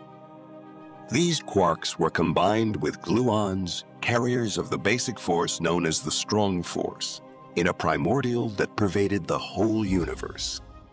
In particle accelerators on Earth, scientists have replicated these circumstances. In both terrestrial atom smashers and the early cosmos, the challenging to achieve condition only lasted for a few fractions of a second. The early epoch. The subsequent period of time, beginning perhaps in the neighborhood of a few thousandths of a second following the Big Bang, was a period of intense activity. The universe chilled as it expanded, creating an environment conducive to the merger of quarks into protons and neutrons. The cosmic neutrino background, which has not yet been detected by scientists, was created 1 second after the Big Bang, when the density of the cosmos decreased sufficiently for neutrinos to sail across space without interacting with anything. The first atom. Protons and neutrons fused together during the first 3 minutes of the universe's existence, creating the isotope of hydrogen known as deuterium, along with helium and a trace quantity of the next lightest element, lithium. Yet, this procedure ceased as the temperature dropped. As temperatures settled down 380,000 years after the Big Bang, hydrogen and helium atoms could join with free electrons to form the first neutral atoms. The cosmic microwave background, a remnant of this epoch first identified in 1965, was created when photons that had previously collided with electrons were able to flow without being disrupted. The Dark Ages. There was a lengthy period of time when nothing in the cosmos emitted any light. The cosmic dark ages refer to this time frame of around 100 million years. Because practically all of what astronomers know about the cosmos can be gleaned by studying starlight, this era remains exceptionally challenging to study. It's hard to piece together what happened if there are no stars to guide us. The first stars. The first stars were formed when hydrogen and helium began to compress into massive spheres, some 180 million years after the Big Bang, creating hellish temperatures at their centers. After the neutral hydrogen atoms in interstellar space were broken apart into protons and electrons by the intense photons generated by early stars and galaxies, the cosmos entered a period known as cosmic dawn or reionization. It's hard to put a time limit on reionization. As it happened so soon after the Big Bang, its signals have been masked by subsequent gas and dust. Thus, the most that scientists can determine is that it was finished by around 500 million years after the Great Bang. Large-scale structure. Almost 1 billion years after the Big Bang, supermassive black holes developed at the cores of merging early galaxies. Intense quasars, visible from 12 billion light-years away, switched on and began emitting their bright beams of light. The universe's middle years. Throughout the subsequent few billion years, the cosmos underwent more evolution. Denser regions in the early cosmos drew more material due to gravity. A gorgeous filamentary cosmic web is the result of them slowly expanding into galaxy clusters and lengthy strands of gas and dust. Birth of the solar system. A yellow star with rings around it formed from a cloud of gas around 4.5 billion years ago in one galaxy. These accreted rings eventually became the 8 planets of our solar system, as well as numerous comets, asteroids, dwarf planets, and moons. Either the third planet out from the sun retained a lot of water via this process, or it received a deluge of ice and water from comets later on. Earth and humanity. Little primitive bacteria appeared on that third watery world between 3.8 and 3.5 billion years ago. These organisms arose and progressed into amazing marine monsters and enormous dinosaurs that fed on leaves. Some 200,000 years ago, upright beings emerged, capable of contemplating the vastness of space and learning about the universe's origins. The end, or not. It isn't the final chapter, of course. The future of the cosmos is still a mystery to physicists. It is dependent on our ability to accurately quantify the characteristics of dark energy, the unknown factor thought to be accelerating the expansion of the universe. All the stars in all the galaxies will have burned out, and even black holes will evaporate into nothing if the universe continues to expand forever, leaving behind a lifeless cosmos saturated with inert energy if this scenario comes to pass. Alternatively, the Great Crunch, a reversal of the Big Bang in which gravity triumphs over dark energy's expansionary force, will occur. The Great Rip, in which the cosmos rips itself apart, is another possibility if dark energy accelerates everything apart to greater and greater distances. Thanks for watching, and don't forget to hit the like button, subscribe, and turn on notifications for more content like this in the future. The universe is full of strange and surreal paradoxes that challenge our understanding of the world around us. From the mysteries of quantum mechanics to the mind-bending properties of black holes, the universe presents us with a plethora of phenomena that defy our intuition and challenge our perceptions of reality. This video lets you see some of the many things we do not understand in the universe and the strange and surreal paradoxes in what we think we understand. If you are interested in amazing videos about the universe, be sure to subscribe to our channel to stay updated. Everything we know represents just 5% of the universe. What is the rest? Normal matter, protons, neutrons, and electrons make up just 5% of the universe. Staggeringly, the other 95% is something which we cannot fathom, see, or understand. We call it dark matter, which makes up 27% of the universe, and dark energy, which makes up 68%. But what are these mysterious components of our universe? Dark matter and dark energy are two mysterious concepts in astrophysics that scientists use to explain some of the strange observations that we make about the universe. Dark matter is a type of matter that does not interact with light or any other form of electromagnetic radiation. This means that we cannot directly detect it using telescopes or other instruments that rely on light. However, scientists can infer its existence by observing its gravitational effects on visible matter, such as stars and galaxies. Dark matter is thought to make up about 85% of the total matter in the universe, but we still do not know what it is made of. It does not behave like any of the known particles that make up ordinary matter, such as protons and electrons. Some theories propose that dark matter consists of undiscovered particles that do not interact with light or other forms of radiation, while others suggest that it may be made up of exotic objects, such as black holes. Dark energy, on the other hand, is a hypothetical form of energy that is thought to permeate all of space and is responsible for the accelerating expansion of the universe. Unlike dark matter, which has a gravitational effect that slows down the expansion of the universe, dark energy has a repulsive effect that causes the expansion to speed up. The exact nature of dark energy is not well understood, but it is thought to be a property of space itself, rather than a type of matter or energy that we can directly observe. Scientists believe that dark energy makes up about 68% of the total energy in the universe. How many dimensions does the universe have? To the best of our knowledge, the universe as we know it has 3 spatial dimensions: length, width, and height, and 1 dimension of time, making a total of 4 dimensions in space-time. This is known as the 4-dimensional space-time.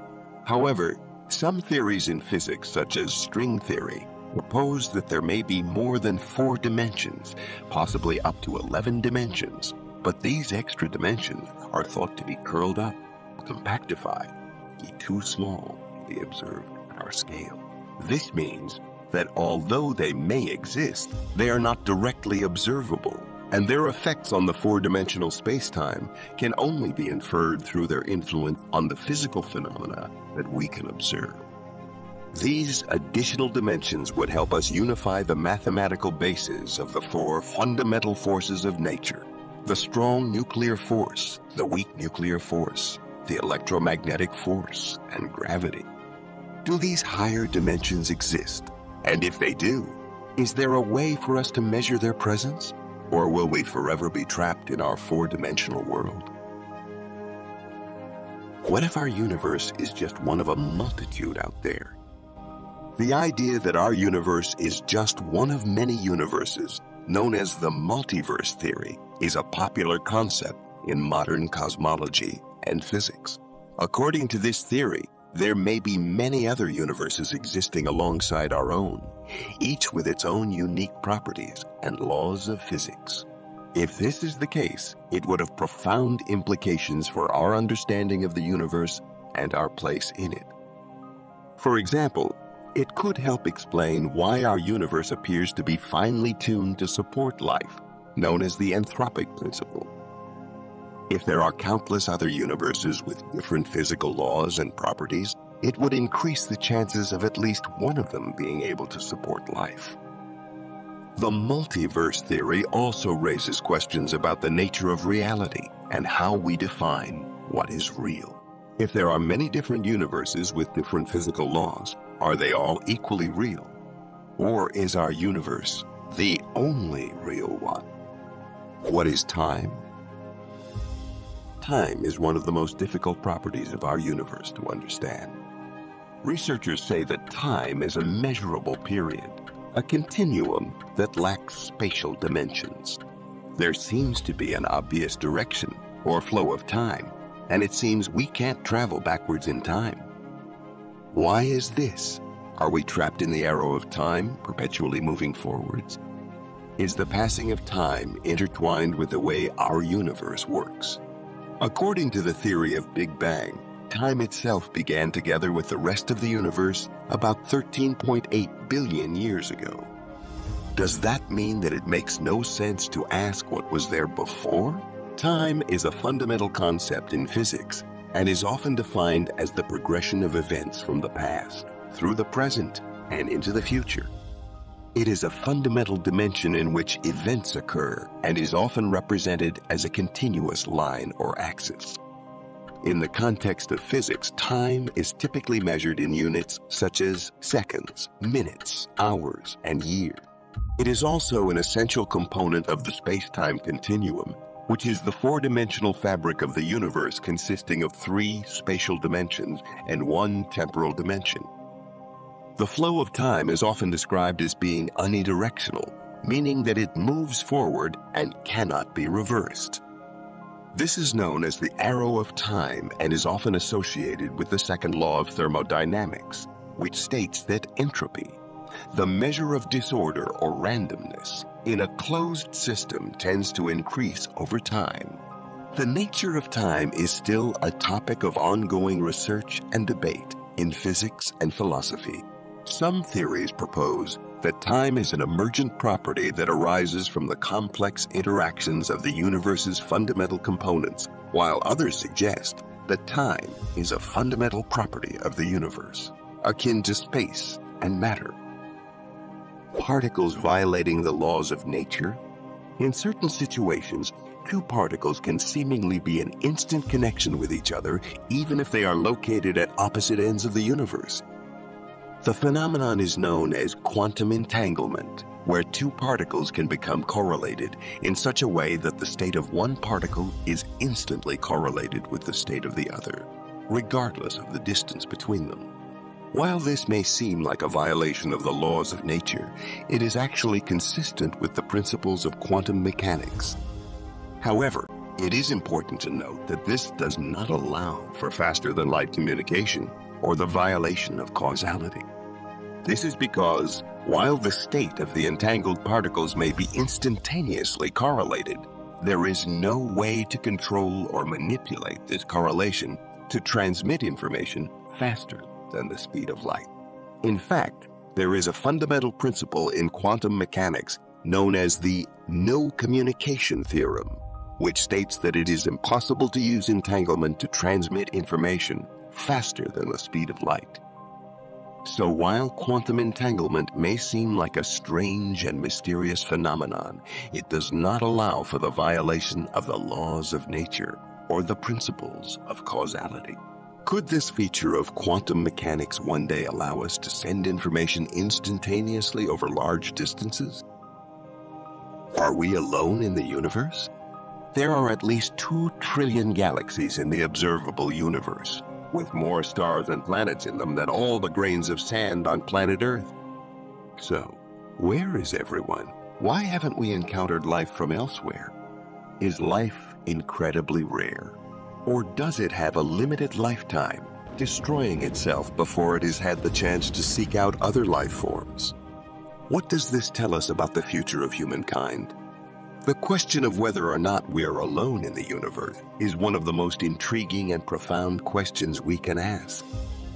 Given the vast size and age of the universe, it seems unlikely that Earth is the only planet with the conditions necessary for life to emerge. There are likely billions of potentially habitable planets in our galaxy alone.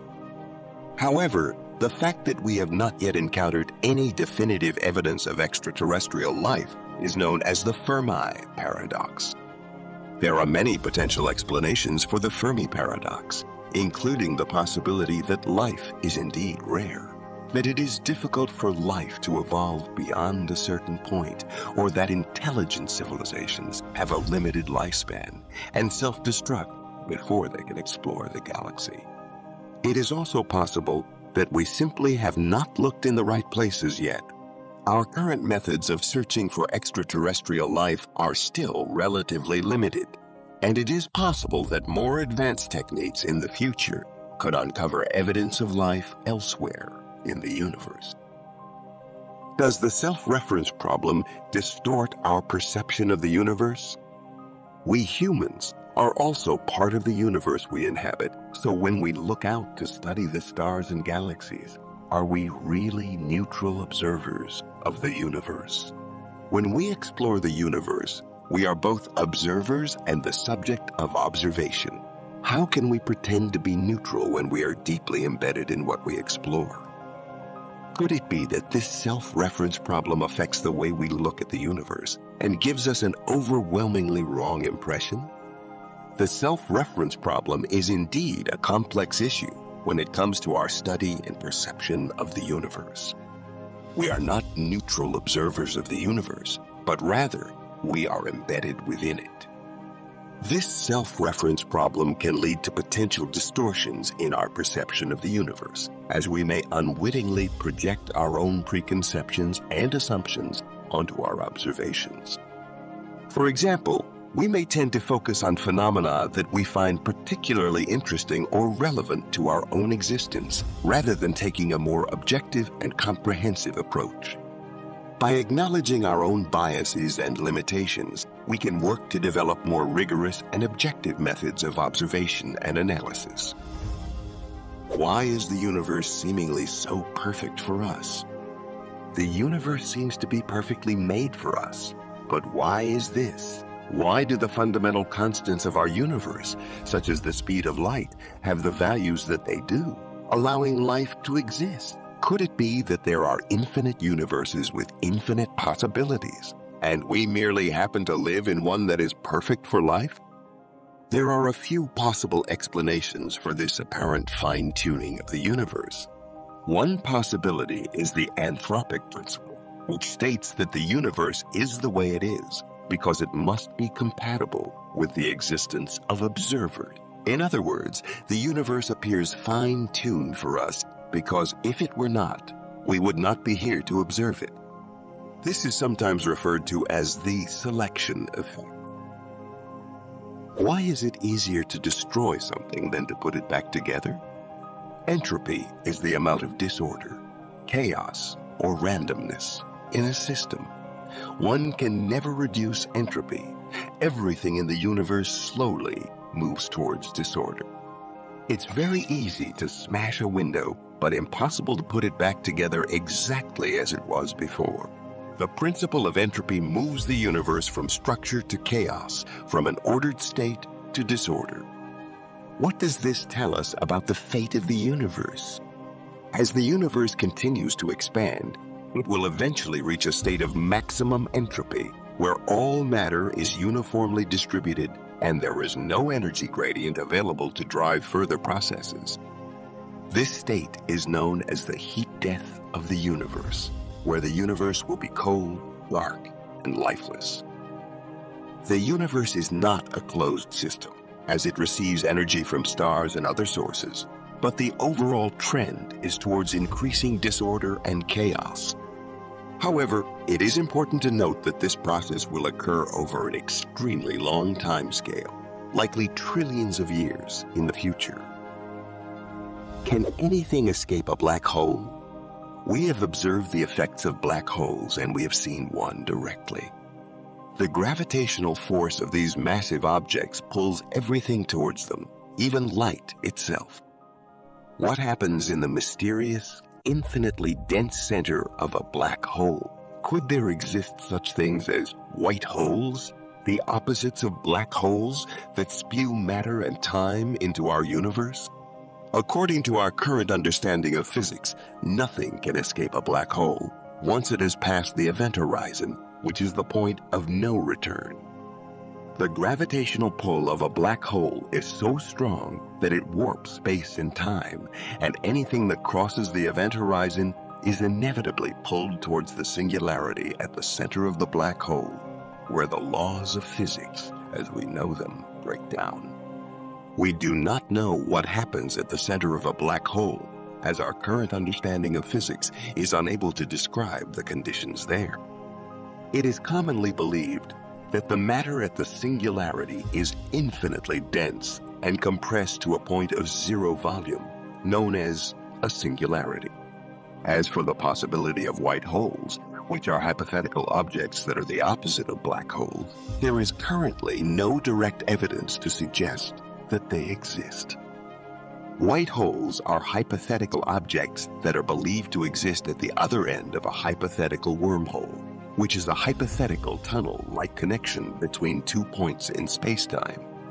However, there is no direct evidence to suggest that wormholes exist either.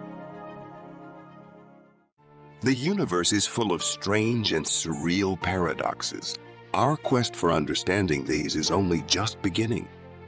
As we continue to push the boundaries of our knowledge and explore the furthest reaches of space and time, we can be sure that the universe will continue to surprise and challenge us in new and unexpected ways, spurring us onto new and unexpected ways, spurring us onto new heights of discovery and understanding.